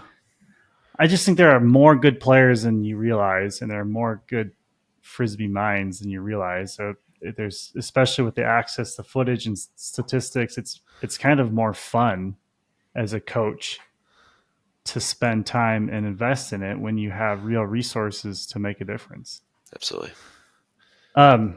Ben, about the final though, I feel like we just did not even do the final any justice and didn't ask about it earlier because it was such a good game. Was was it 15s or 14s? Well, I guess 15, what's going through your mind when they tie it up? 6 minutes left, 15-15. Yeah. The sequence of points a little out over, but I do remember is like there was no way this team wasn't going to make a charge, and I did know that just like they had the jitters, I was not going to be surprised that if we were going to have problems on offense, like it was about how quickly can we get out of that momentum, because we saw 4-point runs all weekend. Like our first game, we saw 3 or 4 point runs in the first other semifinal. I think Seattle got 2 or 3 in a row, maybe. Yeah. Flyers went on a run too. And like, it was just about, with the conditions, it was just, and the stakes, and also a little bit of our youth. I mean, we have some experience. We don't have a lot of elite club experience. We got some college experience. We were there last year, but I knew that our guys, even our best players, like it was going to be a little bit like, all right, here's this experienced team in Carolina, the favored team, right? They've won it before, and they got all these guys and these names, right? Yeah. And I knew when they made their run, I knew when they made their run that we were going to feel it just like they felt it the first 4 points. And so the turns that came out were nothing overly surprising. We had a drop here or there, just like they did. And I was just hoping that we were going to crack out of it soon enough. Right. Yeah. So I think on the outside, I was smiling a little bit. I'm like, well, here it is. Like, this is it. And trying to, as a coach, it's like, well, do we burn a timeout? We waste our timeout. What do we do? And thankfully we didn't, because, like we were like, would you call timeout at 15 to like reset this? Right. And thankfully we didn't, because we got that stall. Right. And we called the timeout. Right there. Oh, that was crazy. Would you call a timeout at the beginning of the game? Like, if you were in their shoes, would you have called a timeout going down, whatever? It's so hard. The game is so long, and also you see the length of the runs. And if you watch the weekend teams coming back, like that's a tough one to do as well. Right. It also affords the other team, and in these conditions, the other defense to get a little more rest. Like I think that's having a fresh defense is probably the worst thing possible for an offense with how we were pulling too. So, like having Cam literally played all 4 of those points, I think for us, I don't even. So underrated, man. Yeah, constantly. At some point, pullers and pulls have got to get their justice, because especially it's ridiculous. Like those pulls, I was sitting like at the end zone, and the field's like, I was sitting like on the back line basically, and it was pull after pull. There was 3 feet. There was one that I think I was next to James, and I was like, I bet if you slow mode instant replayed that, or like if you had like the tennis like thing where they like show the ball, I bet you'd get like the sliver of the disc like just on the line. But that's how good it, like the point being, like that's how good it was. Like it was unbelievable, these blades coming in. Yeah. It was crazy. I'm waiting for Ruffner to clips the 10 best pulls by Lacey this weekend, because I think he pulled 1 or 2 out of bounds, and I don't know how many he pulled, 20, 25. And like just the top 10 of just like, I mean, within 5, like Boink. just crazy how they're coming down. Blading in within the or back then he'll line throw a and hard just- one that just rolls out. Like in DC game, he was throwing some zippier ones that like they just couldn't read and stop. So they were just landing at the front of the end zone, but they couldn't figure out. He played disc golf? Did he play disc golf? I don't think he does. That's crazy. That's surprising. So, I wouldn't be shocked. And he's 21. Shocked. He's 21. And he's never played competitive club. He's never played competitive club either. Wow. So I did not know. Player was 0. Wow. I did not you know. remember that. Jeff Trosvig? Yeah, seriously, like he's got a little bit of that in him, but I don't know where that power comes from. But what do you think about a specialty puller position, like a kicker in football? Just pull it, but you don't have to. Like you can pull it and then just go right off the field. You don't have to play.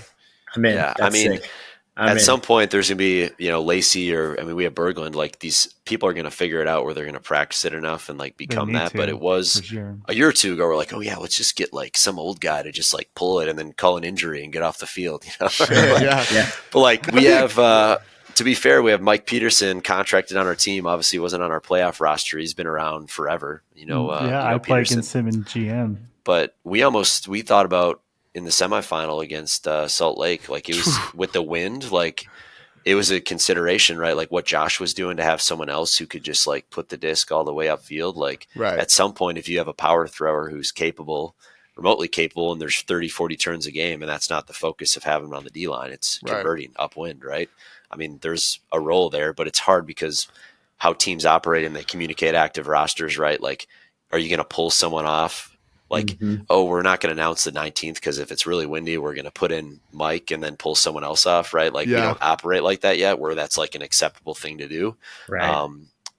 So that makes it tough to have that specialty role to like travel or, commit to the game. But it'd be interesting too, though, if like it was like almost like a rule set, like you just had a guy, like I don't think you would do it now, but maybe in the future of the sport, like it was more specialized like a football where like these guys, their only job was to pull. They don't play defense. They don't play offense. They just pull. Yeah. You know what I think all they did was practice pulls. Interesting is it kind of depends on the stadium that you're at. Like, so lucky for Carolina, the Zions Bank Stadium has good like borders behind the. Yes. Like if even right last after, year, like a couple yards behind the line. Is the border. I can't remember the Tico Stadium, but like if you were at Sea Hunt Foam, for example, and you had the same pools, those would be gone they're just gone.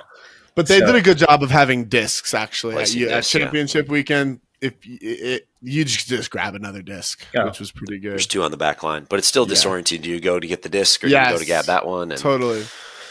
Yeah. So like stadium can have an effect on outcome too. Yeah. That is interesting. You mentioned Lacey. Who's your list of unsung heroes on the team? Yeah. Well, the honor roll, we got a lot of names on there, and I'd be easy to talk about all of them. The one guy who didn't get a lot of talk, that deserves a lot of talk, is probably Brandon Mattis.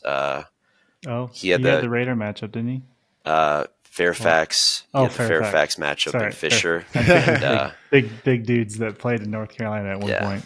Yeah, he guarded both those dudes, and collectively Fairfax and Fisher had 1 goal the whole game. So, I mean, a couple blocks there, but I mean, we had a very specific focus in mind when it came to those matchups, and like it was exactly what we needed. So he was a rock. He almost got a crazy, insane D at the end of the game too. He had his fingertips on it. That would have been incredible. I think that was right before the stall that we ended up getting. I'm not sure. But played super solid, and our most veteran player, right? So easy. If it's tough as a defender, even like Dylan DeClerc was taking Youngst all weekend in the game. And it's like, didn't come up with all the plays and crazy blocks, but like with how we played defense or what we want to do that game, that wasn't necessarily the focus either. So it's, there's a lot of guys that deserve a lot of recognition. It's easy to go to the offensive players and our puller. Obviously that's pretty apparent. But that's the crazy thing about our team this year. No one was on the top 10 in stats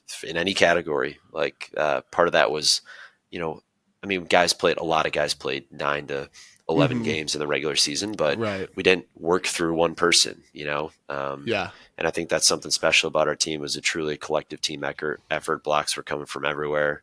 And I think that's a pretty cool story to have that turn into a championship.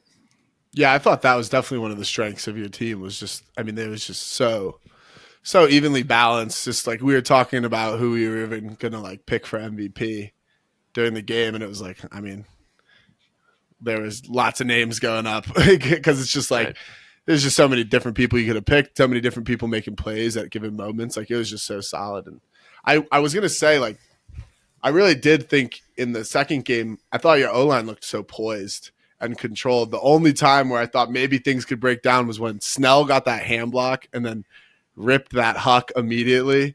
I was like, oh, now because the other turns maybe were like, all right, we just fucked up. But that one was like this like pretty nice block and then a huck. Yep.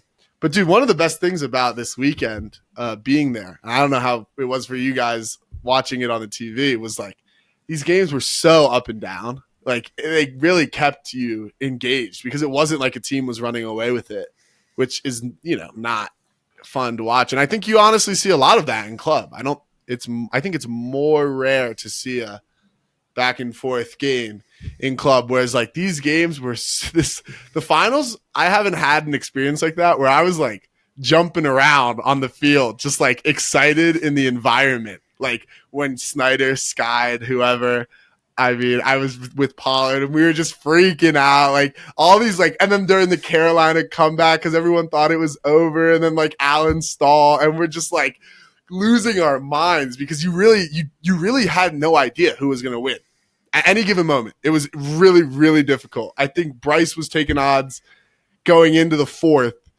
It's like, what are you giving Carolina? Like, is it 0? Are we at 0? He said. He's like, I was like, maybe like 15. And then what was crazy, it was 6 minutes left when they tied it up. It wasn't even like they tied it up like with a little, it was 6 minutes left in the game when they tied it up. And that was just one of my biggest takeaways from the weekend. I wanted to share because it was just so exciting to be a part of. Entertainment value was high. I mean, even so high at home watching it, like me and Quinn and Coolman watched it. And we commented on like, it wasn't like traditionally beautiful Frisbee, but it was entertaining start to finish. And so good. The UFA, and I know you wanted to talk about this a little too, Mikey, UFA as a business, like the UFA has really high entertainment value. So, and that's made for that, I feel like it's more so. And that is a good transition, and we should transition into the UFA and like what we were talking about earlier with the whole landscape of Ultimate. The one thing I just wanted to highlight from earlier that I just remembered is we get a lot of questions from listeners about line calling, how to call lines. And I just thought it was really interesting how you said that you were doing it a little bit instinctually. And I think like no one wants to like when people are asking us like, what's a good format for calling lines? Like they don't want to hear like, well, I think just like in the moment, figure it out. But like truly, I think with all the different conditions and all the context that was in that situation, like, and I always talk about when we talk about lines, like how there's so many possibilities that it can get overwhelming. And then not to mention when you enter a game where you can't plan for that. And so I just thought that you were doing that instinctually and calling like these hybrid mixes was so, I think it's really cool. And I think it shows a lot of skill because to be that focused on all the different things, like you're saying, you notice people getting tired, you notice the conditions, that kind of stuff. I think that's like a huge props to you because it's one of the big, harder, questions as a coach calling these lines, how you're going to do it. And I thought, you did a great job of that. Yeah. Yeah, for sure. I mean, everyone's got their like cookie cutter D1, D2 lines, but when you got in those games, you're trying to generate momentum. You got a quick O hold, right? Where definitely it's like, okay, we're going to cross over 1-2, and then I got to pull 2 off. Or it's like, well, is it a disc facilitator handler or not? Like, and so it's a little bit of a shuffle in the 20 seconds you get. Amidst that, it's like if you're not doing it, you're probably not maximizing your talent and also your legs to be successful. So And it makes it tough. And when you're dealing with swirling winds and changing directions, it just amplifies it a little bit. The time in between points, I think, right. makes You only have it so 50 difficult. seconds. So I probably screw my guys a little bit because sometimes it takes too long and they're like bombing down and they do a pretty good job picking up matchups and everything like that. But amidst a time where like, hey, we want these very specific people, they're pretty good at figuring it out, and it's usually 15 to 20 seconds because it does take some time. I tell guys, don't run away. I need all you here. And like my veterans who are just on, I know if they're ready to go, they're going to stay by me. And so it's shitty to be pulling people off, and like the mental side of it, but it's like, it's just a part of it because but it's not shitty when you win. Exactly. Yeah. But it happens a little bit where people get, frustrated, but it's like, hey, I don't like, we're going to make adjustments, pull one on off. And the guys have gotten used to it where it's like, it's pretty good. And you still look back at the game. Like on Friday, we looked at the point total and there was a couple guys. I'm like, how the hell did this happen? Like it still happens. It's not all the time, but we do have a coach on the sideline. God, I'm giving you guys all my fucking tricks today. You guys are going to use this. We appreciate it. Yeah. Thank you. Hey, we need it. We need it. Yeah, we'll give you some tricks. But this like points, the points played, right? Like check-ins on like, does this look off, right? To at the end of quarter with coaches or reserve players be like, how does this look on points played? Is anyone getting left behind? That's like, cool. It's hard for me to hold that with everything going on to like, so like I'll have some kind of response to like, hey, this person, I don't know why they're too lower, but like Friday night, like Leo Sabo Fernandez, I talked with Max and like, we were a little bit surprised. He played 2, 3, 4 points less than we envisioned. I'm like, man, we really could have used him going upwind, probably like alternating with Josh. Leo's good, dude. Yeah. He's got some good throws. So yeah, I really like that. That happens to me too. I actually have lost the skill of line calling because of the way we call lines now. When I was like the person the only college coach, then it's a skill it's a muscle that you massage and grow. But now we are very structured, and we've talked about a lot, as Kins has said, and I think one of the biggest cons is you're not adaptable. And I also think there are groupings and players that you're just making assumptions on, and then you put it out on the field and it might just work. And sometimes you just have to try it to find out. Yeah. Just go with how you feel at the moment. I like looking at stats too. I wonder like what other stats, like you're looking at points really played. I wonder what other stats you can be looking at during a game, during quarters, during halftime to like help inform what decisions you're going to make. Yeah. So Ben, you are part owner, GM, and head coach. There's really nobody in the league who has more insight on how teams should be run and everything.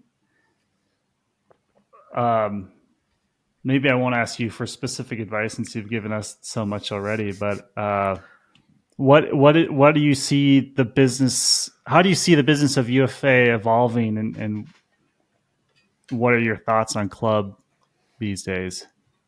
Yeah, I mean, I think that's a very broad question. How do I tackle it?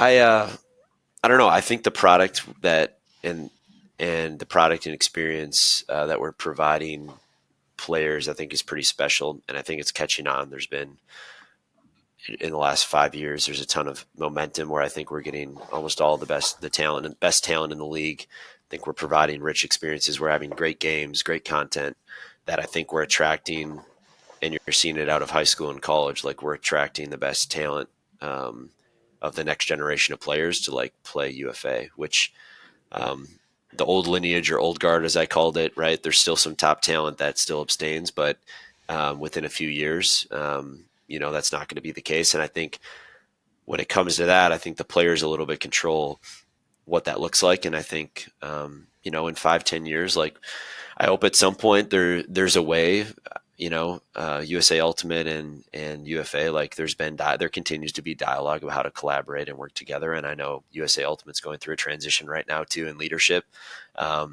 So I think at some point, like I don't know what the structure would look like. But there's not enough playing opportunities in the UFA to like support all the talent, right? And I think like club serves an incredible role. It develops players, ease of entry. So I hope at some point maybe there is a more formal relationship or connection between those two, the UFA and the club scene and circuit and what that looks like. And I also know that players in the UFA will continue to want to play. And so I don't think unless there's significant financials involved, and maybe 5-10 years that will be the case where UFA players aren't playing both. But I do think that there's certainly a place for both. And at some point, players might not play both. It just depends on what's on the table and how big is the opportunity and what GMs and owners are asking, because it is frustrating although injuries can occur. We had players injured who aren't playing club, right? And then we have players playing club who were totally fine for the weekend. So it's hard. Volume is also good for development and conditioning and a lot of things, but missing games for tournaments and things, that's the toughest part. We've had a pretty good success with that in the last couple of years with how we structure things, but it's still hard to completely avoid. But I don't know. I think as a team, our perception and expectation of our players is evolving. The talent pool here, and just thinking about next year, what our roster is going to look like and opportunities. Like, we feel as you have more success, it feels like the expectation of your players, it's more reasonable for us to, ask for certain things of our players, even if there isn't huge financials going the other direction. So we have to make progress in a lot of ways, but the long answer is, I hope UFA continues to evolve as the premier opportunity. That's why we're doing what we do. We want the best talent players. We're getting 1,000+ people in the stands. I think a lot of players are attracted to that, I would think. And I don't know, a lot more to come, and a lot more conversations to be had. And I think if there was, at some point, if the USA Ultimate and the UFA did collaborate in some way, I'd be very interested to see where that goes. I have no idea where it would go, but there is a whole lot of opportunities if that was the direction things head, and there was healthy dialogue to be had. So maybe that's a year out. Yeah. Maybe that's years out. I'm not sure, but it feels like that could be a path to in the coming years could be a path of some pretty notable change.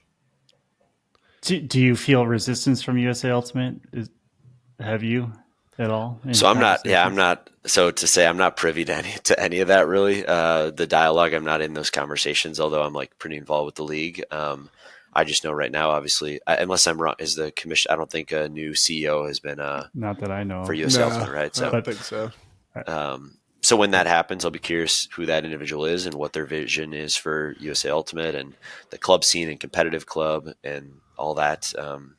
And then that will probably dictate a lot of maybe where is there opportunities to work together, would come from that. So how could you guys go? Okay, well, I'm going to go. It's a bit of an abstract sort of thought experiment, but I've talked about this before with these guys and Quinn.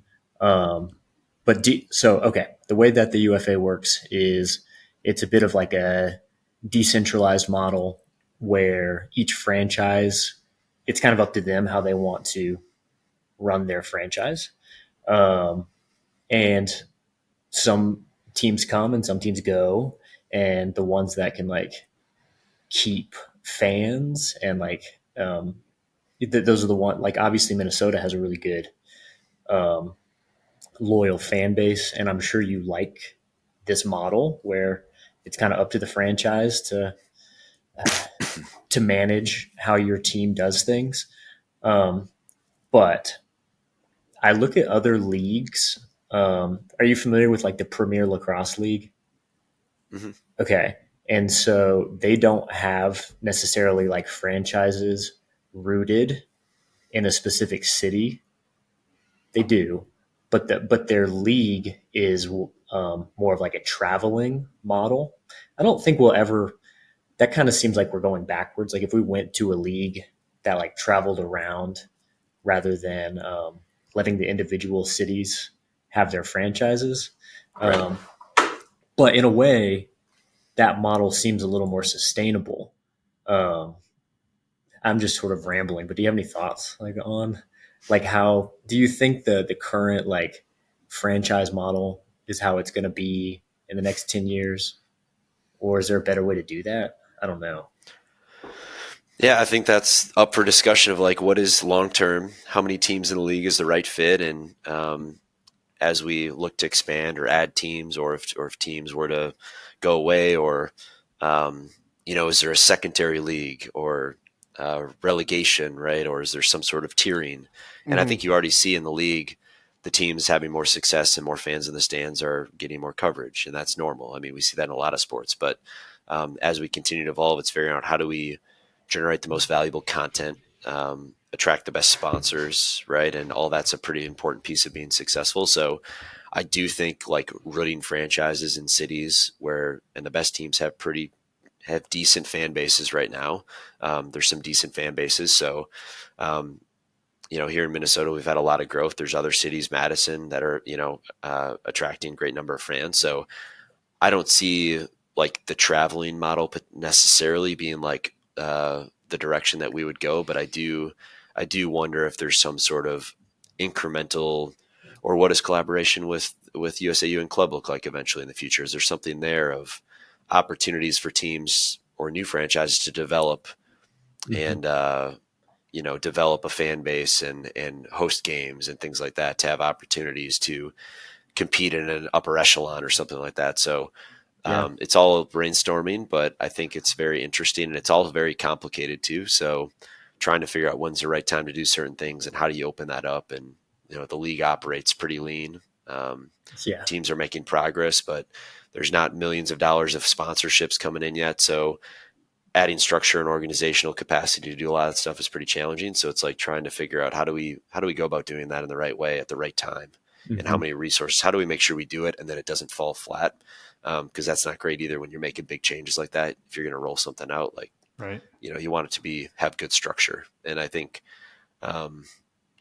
there's good structure and operations across the league, but it's not overly consistent, I would say. And I think the league's looking for more consistency there. So operational consistency across all 24 teams is not the strength of the league. And I think we still got to work on that. So to add more teams, in a large capacity, or do a secondary league or things like that, like it takes a lot of resources, right? So we need to have partners or something like that. So kind of rattling off the top of my head, but that's we want to have. Sometimes I will give USA Ultimate some grace, is that it does take resources. It has very much frustrated me that they haven't evolved much in the last 15 years, though.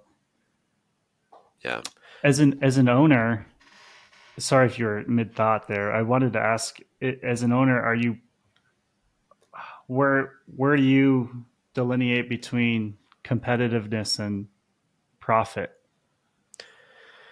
Revenue. I mean, winning helps, right? So, I have a pretty great relationship with my business partner, Omar Ansari. He's put a lot of trust in me over the last 7-8 years. Great supporter of Frisbee. Yeah, absolutely. Absolutely. And we had a plan of where we wanted to get, how do we get to break even, right? And like we've invested a lot of money, and it's been financially, this is the first year that we're going to go back and look at the books and be like, man, we made some really nice progress. And we do some ancillary things with other revenue sources that support the team as well, outside of just like about capital. the scoreboard rental. Yeah. We bought a Jumbotron LED trailer for Seafoam Stadium, and then they put in a Daktronics board finally this year. So we had bought this trailer because we needed instant replay. It was like a big focus of ours when we took over the team, and it was expensive. And they're like, well, we're only using it 6 times a year. What are we going to do with it? So we're like, well, let's start up another business. So we rent out a 15-foot by 8-foot LED trailer. That's so sick. With generators on it to like golf tournaments and marathons and track meets and we should rent movie nights and Vikings games and all that. I love that. We don't have instant replay in our stadium. Yeah, you guys, rent it out. Maybe you can buy it from us. Although now we can't. Now we can't even discussion here. Yeah, now we can't even sell it because it's just like it's become too profitable. It's like we sell like, where the hell is that? How are we replacing that revenue? Like sponsorships. I'm like, that's going to be a tall task. So so it takes work to run that a little bit. But yeah, it's kind of turned into another side venture that is, a lot of teams have done really good with camps, or they've done good with, sponsorships is a big part of it, merchandise. But like for us, we're getting our camps going now finally, but like this big screen side business has been a nice ancillary support to the team. And yeah, so kind of funny how that all works out. How do you see things shaking out in terms of format that the game is played, like between for USA Ultimate, WIF Diff, UFA? Obviously, the biggest differences are between like club and UFA. And, like in other sports, there are things at different levels that are different. Like, basketball, whatever, like shot clocks are different at different levels, that kind of stuff. Probably maybe one of the biggest one being like the whole like officiating thing, but also probably a little bit like field size. Maybe as I think about it, there's definitely room for differences, but like in your world of that shaking out, what would be your ideal format that Ultimate is played under? Yeah, I mean, I think a lot of the things as we think about highlights and spectator sport, I think a lot of the things that the UFA has done has been pretty compelling for that. It's hard to argue that highlights and clips and the content we're getting from this isn't what we were hoping to see. If we're at the point where we can build our own venues or something like that, I think that starts to change things a little bit. Where like, would we revise the field side? We have a little more control, but until that happens, I think there's no question as a spectator sport. And also I think the incremental volume of bigger plays and throws and things like that. And while defense is harder, I mean, the number of turnovers and things, I mean, there's not as much disparity with like, it's a different type of game, but it's more entertaining, right? Like you were so entertained on Saturday because you saw these players, and even, I mean, this is a little bit tangible, like these talented players who maybe on this small field, they don't fatigue as much or as quickly. It's just a different style of game. Like when you see them struggle, sometimes that's entertaining, right? And in the biggest moments, you see everyone struggling. That makes it very entertaining. So sometimes in club with a small field, like in calm conditions, like it's just, I don't know. I mean, it's a different style of game, and you're just not going to have as many Sports Center top 10 moments and things like that because you're just not as. It's more risk averse, probably, I would say, in general. I don't know. So I like the larger field at the moment. The stall count is maybe something that we had one stall in our games this weekend. Mm-hmm. Oh yeah. In both games, one stall. And it was obviously the most important stall of all of them. But I mean, the stall count is one that like, hey, should we be looking at a 5-second stall count? It would have made Saturday or Friday very challenging, obviously. But that's something that hasn't been tested yet. I think like keeping the pace of play up could be even more intriguing. It makes offense harder, obviously. And I think we have a pretty good balance right now, but like efficiency numbers shifted with the pull adjustment, which I think was good. That was definitely an improvement, but there's more things that could be played with. But I don't know. Number of players is interesting. How many players you would have, but I don't know. I feel like the product is pretty darn good as we have it now, and it's hard to really want to drastically change something that's providing the content you're looking for. So, especially when it's at the highest level with the best teams, when you're getting really good content there, it's like, man, this is like, yeah, what else could we do? But I don't know. That's a short-winded answer. I think if we could design our own venues, a lot of that would come back into discussion, namely, what should the field of play look like? There'd be a lot more conversation there. Mm-hmm. Man, I could honestly ask about where we think the sport could go. Yeah, I don't think just for the rest of time. Well, maybe we'll have to. Maybe we have to. You guys will have to have me on again here at some point. Yeah, we should. I think definitely do that. So that conversation is always so whole can of gets worms. so abstract, but I think about it a lot when I go to championship weekend. I will say, going to championship weekend gets me hype on the UFA. Like when the last 2 years that I've gone not to play, unfortunately, has still got me very much. Like I feel like that was one of the reasons that I played every game this year. I was like pretty invested. Like I wanted the team to do well, like because I want to go to championship weekend as a team. I think it's fun. I think the coverage is really good. I like feeling like even in club, you don't get a lot of. I mean, it's like very hard to feel like you have like done something, I guess. Like it's more laid back. Like you don't really get, you don't get highlighted as much maybe for the work that you put in, because it's not necessarily about that. Where sometimes the league itself does a good job of hyping you up. Totally. Like it's I like, love you, Atkins. it's like nice to feel. We're like, going back next year. I can feel it. You know, after our season ended, I think ESC happened, or one of the Triple Crown tournaments, and it's finals. It's Machine versus Dig. Oh, Pro Elite. It's from this terrible like field level camera in the corner of the end zone. They're both wearing like cutoff. Right. And it's like, these are the best players in the fucking, like some of the best players in the world. You know what there's I mean? like, there's part of you that's like, well, who cares? It's for the chill. players. Yeah. But on the other hand, like that, it was not a good viewing experience. Yeah, that's for sure. Where would you guys, is there a short list for where championship weekend is next year? Do you know that, Ben? Are you privy to that? I don't know. I know there's discussions about it, like, and still venues being explored, but nothing's been landed on yet. I vote, and run this up the chain if you don't mind. I vote for Highmark Stadium in Pittsburgh, because that place looks sick, and I know you've played there. Do you think it'd be a good place for I think it's I think it's an incredible venue. Obviously, a really cool setup. You could really pack in that stadium nice. It's tough the league wants to put it in a market they think is going to be attending. That doesn't no work. Shade on Pittsburgh there, right? But Pittsburgh as far as not Vegas, attending? That's crazy. Yeah, no shade there. But no one was picking us either, I guess. So they took a risk on us last year, but we're in the Central, remember? So, you know. And I was going to say, shout out your fans. Your fans were awesome at championship weekend. You had a good portion of the stands covered by some Windchill fans. It was cool. Yeah. But, I mean, Salt Lake, hats off to the Salt Lake community. I mean, for not being in the event and showing up, like, that's huge for the league. Yeah. It's, with where we're at, like, to support an event like this, like, it's so helpful to have the home team in the event. You know, perfect size fortunate stadium to not blow it. We didn't blow it last year. Salt Lake beat us.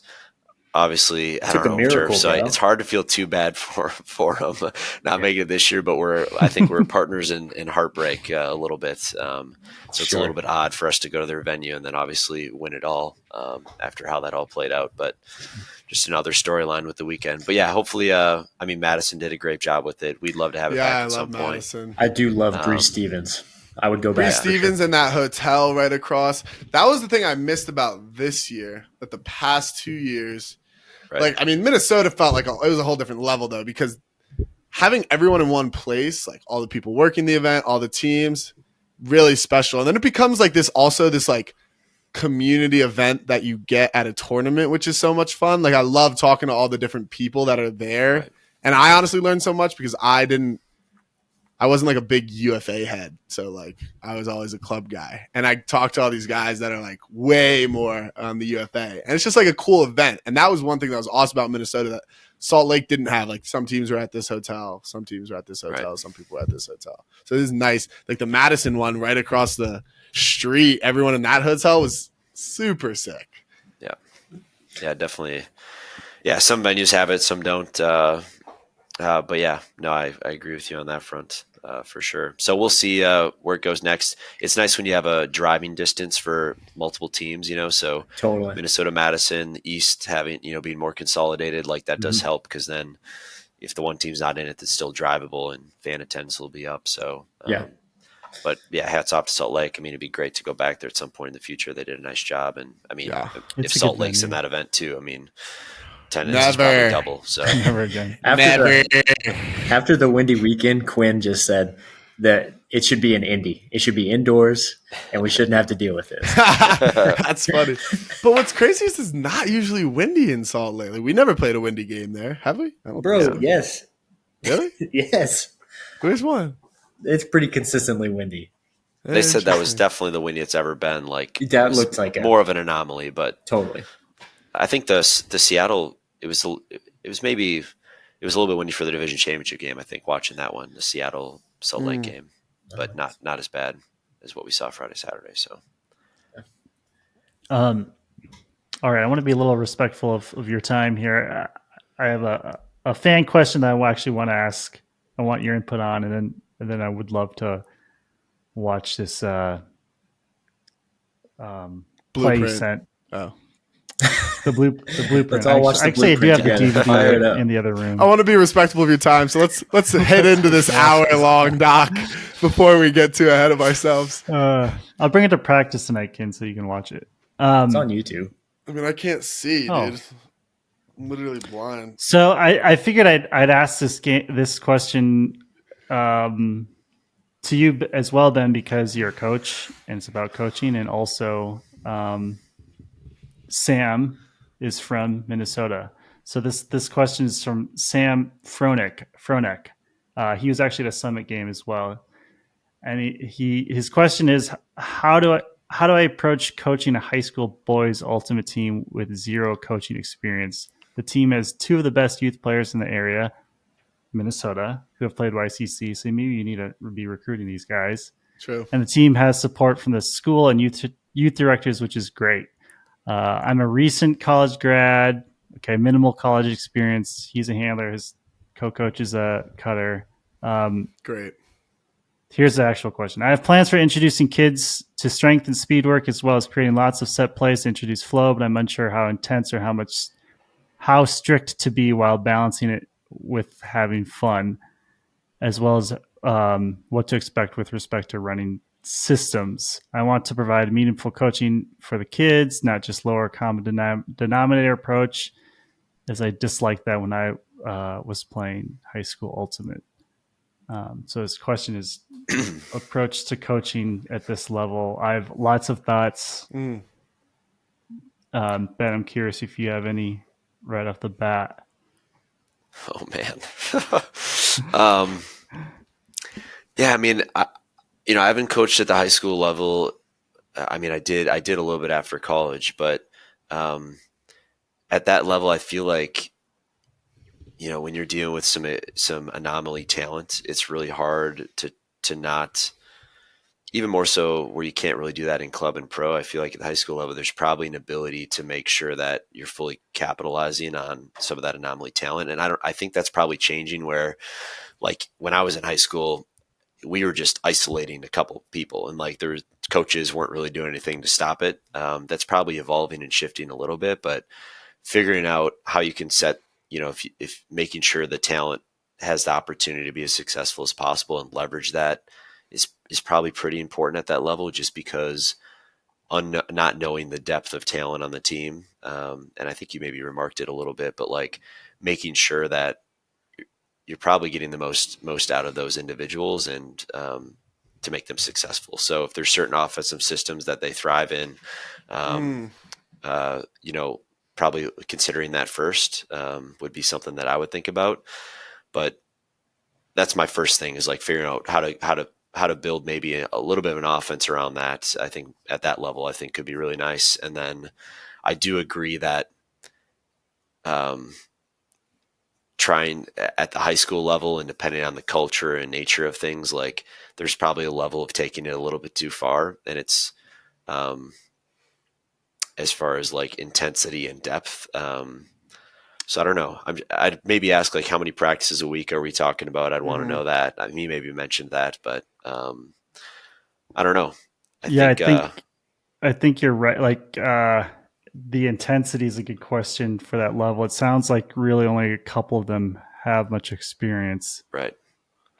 I think it's maybe not bang for your buck to focus too much on strength and speed work or set plays and set plays. I agree.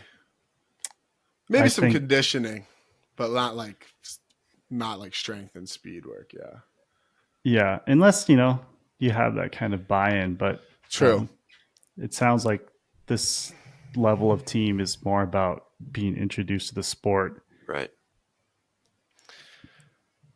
Well, that's what I would say. I would say first, my advice would be to get to know the team and the vibe as much as possible, because then that's going to dictate the direction. Like honestly, there's so many different ways that the high school team could be that it'd be silly to be like, wow, you could do this for them. Like, it really depends on like these kids, what they want. Like, I think either directly by having like a team discussion when you first get there, or indirectly through like having one-on-ones, just like casually your first couple of practices, like pick up the vibe of like, what are these kids about? What's the goal? Like, are they here to get exercise? Are they here to win states? That kind of stuff. I think you got to figure that out. Then you can figure out how hard you're going at practices, how much mental load you're trying to put on them with set plays, that kind of stuff. That would be my advice.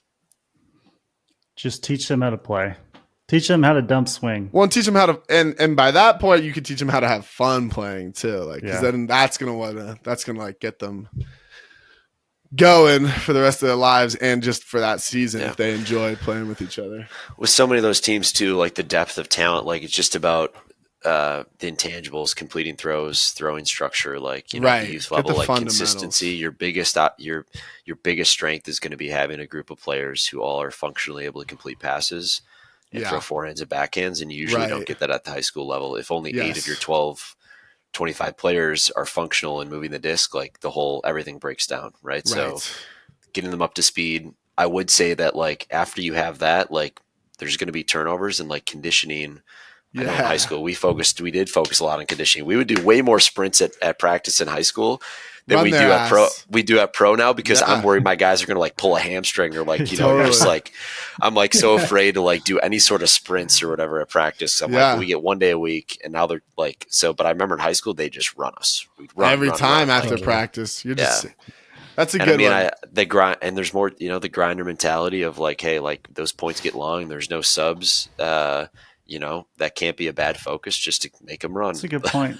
Yeah, I think conditioning and fundamentals at that age is probably like you might be better off working on everyone's flicks and backhands and different release points and stuff than figuring out a set play. You know, basic offensive structures that allow your top tier talent maybe to run the show while others maybe develop around them, depending on how quickly that happens. But the worst thing is if you can't get that person in position to help the team, like, and they're hitting the offense or not touching the disc at all. So like, you know, I think that can be and the team can rally and get excited about that. Cause if those guys can help you be remotely successful and win some games, the whole team buys in. Right. And so it's a little bit of not focusing selfishly on those individuals, but making sure that they can, if you're having trouble getting success or getting wins, like setting things up to, you know, to maybe bring people along, and, you know, that's a part of it too. So just play the good players, sit the bad players,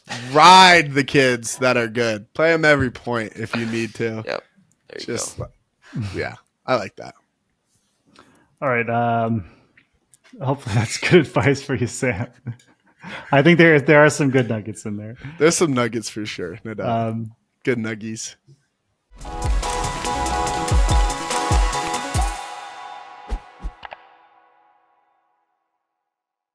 Let's move into the B Ultimate Playbook play of the week. Hell yeah. First UFA kind of like specific one, I would say. We had Thomas. You had Thomas Edmonds on. Thomas did it, but it wasn't like when we brought Thomas on. Like, this feel all right. Whatever. Well, yeah, it was a UFA play, so it doesn't matter. I didn't give Ben a lot of time, so he did his best to send me something. And actually, what I'll do here is show another video first. Ben, have you seen this angle of this? I have, yeah. I got the Ben Feldman Ultiverse up. Yeah. Sorry, guys. Look at that. I was trying to hide all my tabs here. Dude, you said the Central wasn't playing sexy. I mean, look at Daddy Klein with that mustache, dude. Come on. Oh, I love that.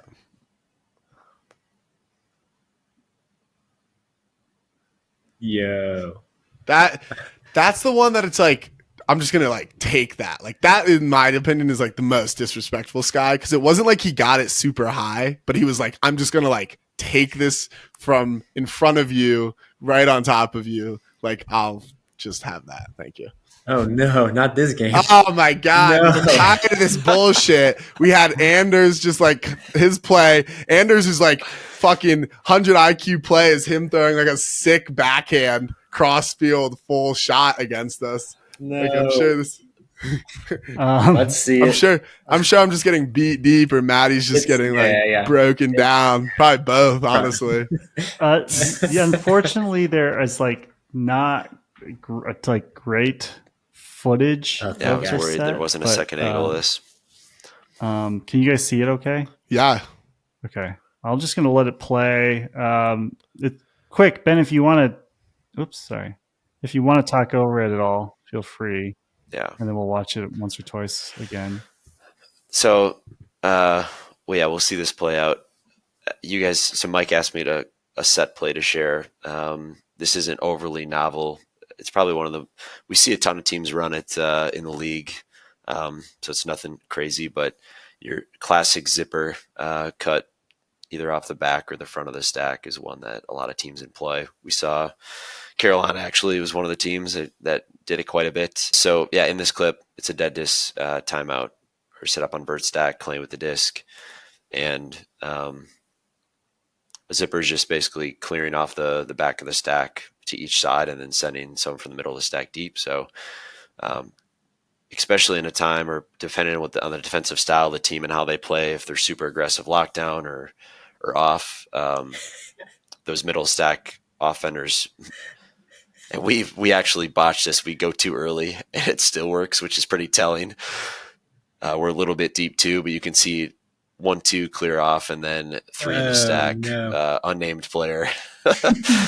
It's just obviously fronting a hair based on positioning with 2 defenders over the top of them until it's cleared out. That's actually Kai. That's Kins is on the mark. Oh, is it? Okay, that's right. That's not Kai. That's even better. You couldn't tell. Yeah, I remember that. This game was so silly. I remember being like really goofy with Clayton on the mark. I was messing with him a little bit, getting in his chili, and then he fucking threw it right around me.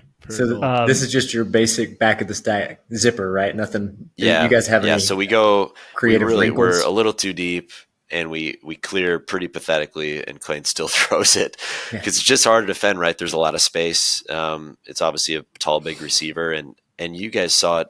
I mean, Carolina was doing this on Friday night, like in the UFA with all the space, like you can throw even before your cutter moves. Like, a lot of times you're cutting before they've even made a step, right? The thrower just knows and the cutter knows it's coming. And that's like really hard to defend. And so Raiders cut is super delayed. We go way too early on this, but Josh puts it out enough space really where only Raiders going to catch it. And another, catchable hucks like one-on-one are really tough in this big field. Mm-hmm. I wish that we could see Raiders cut a little bit better. When you guys run this play, are you always looking for the deep shot?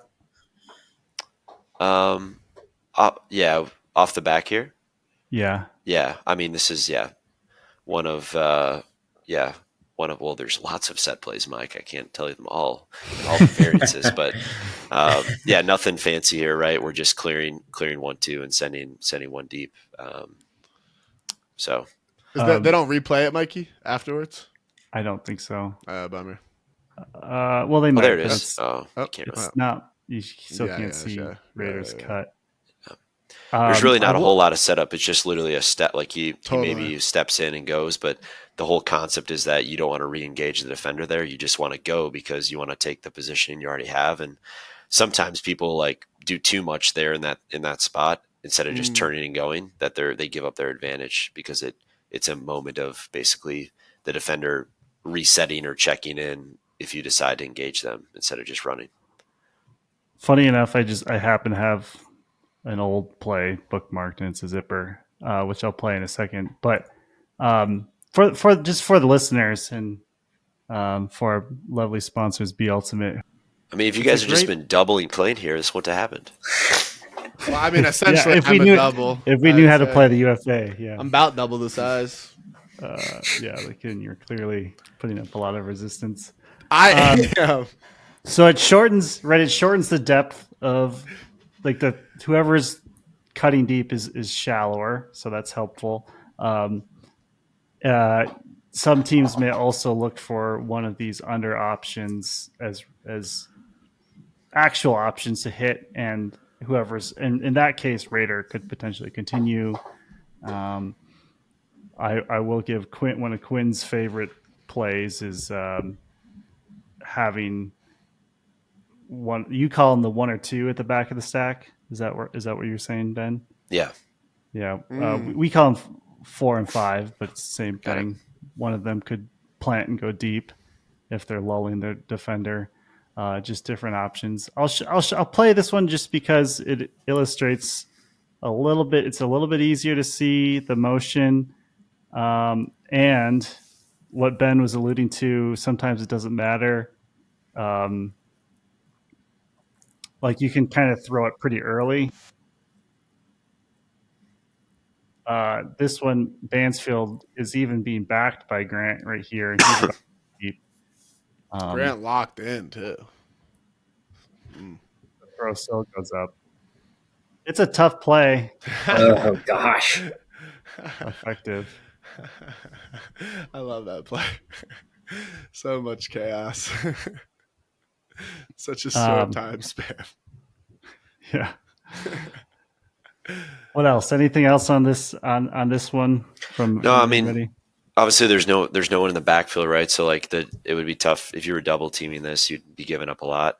I think we're probably a little bit deeper that we wanted to be here, but and I mean it's in these situations it's like a break opportunity, right? It's like take a shot. Don't be afraid to take a shot here, right? Like I don't know. We got a talented group, and it's one of those things too. In these goofy, windy conditions, the last thing we want to do is piss around 8 throws and in the rain, and not have gotten an opportunity to put this thing in the end zone. So, you guys played in this, obviously. Like, it's not easy for you guys to go and work this downfield either on a turnover. In these conditions. So that's the balancing the level of risk taking here. Is something definitely to consider. It's a good play call, man. We probably don't run enough zippers here out in the big CO. So it's one of the oldest tricks in the book, but it's still pretty works. Classic. The Moses, and you can run it towards the front too. You can run it for for an under as well. Maybe sneak them. That one's good for when a team is running a junk like a clam against the vertical stack. Right. The back zipper might not work because they usually have a cap on it, like a deep help, but usually that third guy can come straight under the gut for a goal. Right. Or an under.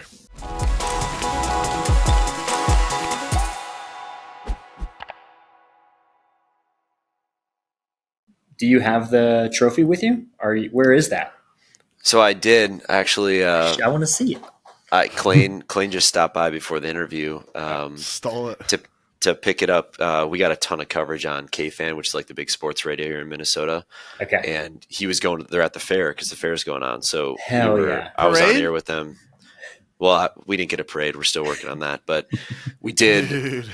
Colin was going to the fair, and we were like the theme of the show all day yesterday was like first Minnesota title in 33 years. Like we shocked the world, and they were just making jokes, and like they had me on radio and interviews, and the players were there. They did a throwing tutorial with like Colin and some guys. So sick. And then Colin's going back today, and so I'm like, we're bringing some swag for him because we said we get him like a hoodie and some stuff. Uh-huh. And so he's bringing the trophy, and he sent me a picture of the trophy sitting on the KFan desk at the fair. So I'm sure I haven't checked my phone. We've been talking for 2 hours, so I haven't checked my phone, but I got a ton of photos of, here you go, Barrero and like the guys with like the trophy and whatnot. So they must have talked about it on air.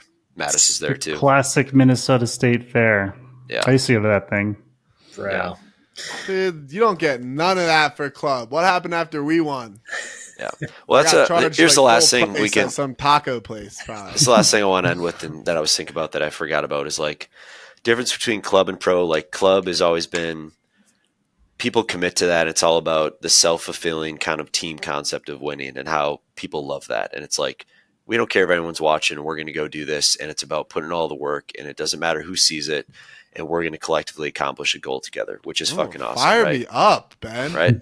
There's club. That's the pitch. That's That's you know, I'm that's in. that's the old guard that's like, here, we're gonna go do this. Now, after winning, you know, this weekend and like finally seeing it through, it's like I'm not a player on the team, but I know my players, like, not only do they feel that from a culture perspective, like we put in all the time and accomplish this team goal, but like to win that and then be able to look to be like to owners, to managers, to sponsors, to The city. hundreds of fans who are coming out, to radio broadcasters, you're bringing a championship home to Minnesota for the first time and whatever, like to do it for all those other people who are buying merch and spending money. Like some people don't care about that, but I think once you go through it and understand that this opportunity that you're going through was afforded by the hard work and money and everything of other people who care a lot about what you're doing too, that's pretty special. And that's fine if people aren't ticked that way, but if people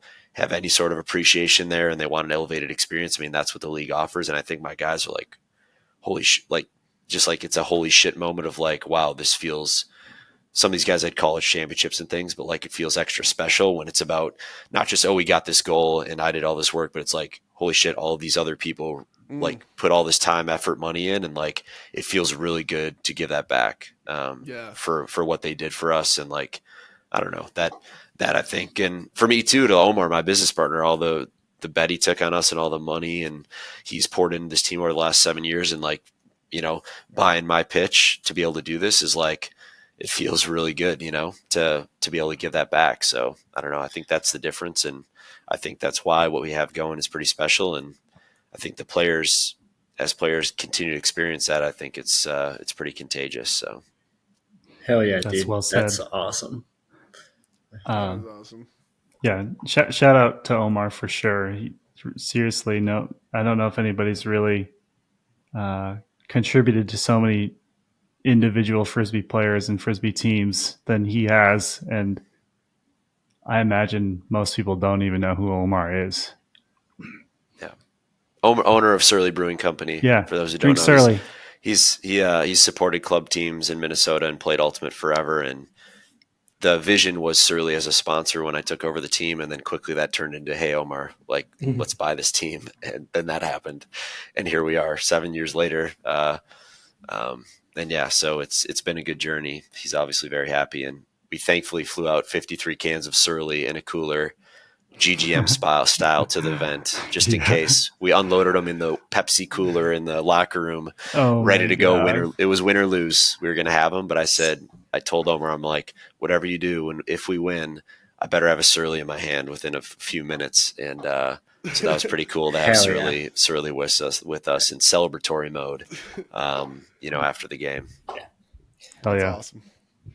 So, and we're doing a like trophy reveal in a couple weeks at Surly, and our post game celebration will be there for like the team and stuff. So that'll be pretty awesome to have fans come out and like see the trophy and drink beer and hang out in a couple weeks. So holy shit, I want to go. Yeah, we should all go. Sounds fun.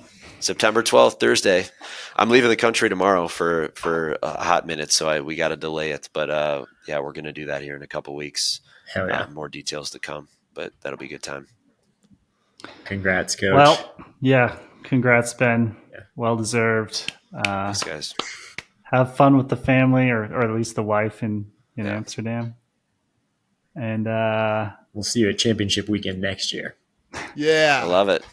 Yeah. I don't know if across division's on the table again this year. We've done 2 in a row now, so we might have to let match. it breathe. yeah, Let's do it. Let's do it in the middle. In Indy. Take out all the factors. No altitude, no rain, no air. Just us inside. in the That'd stadium. be interesting. Our double teaming would hold up as well indoors, so you guys might have that in your favor. We need it. We'll take it. That's funny. Hell yeah. Great episode, Ben. That was really fun. Yeah. Cool. Thanks for having me on, guys. And yeah, always happy to chat if you guys have interest in the future. So definitely 2.5 hours of my life, I guess I'll never get back, but it was pretty entertaining, and hopefully I didn't spill too many beans. My co-coaches and players might be on me for sharing the we're world. Gonna ask you more next time. Keep evolving. After winning a title, we'll share a little bit, you know. Pretty humble, and I appreciate the content you guys put out too for the league and for the sport. So Thanks, Ben. Kudos on that. Appreciate it. All right. Peace out, guys. Thanks, y'all.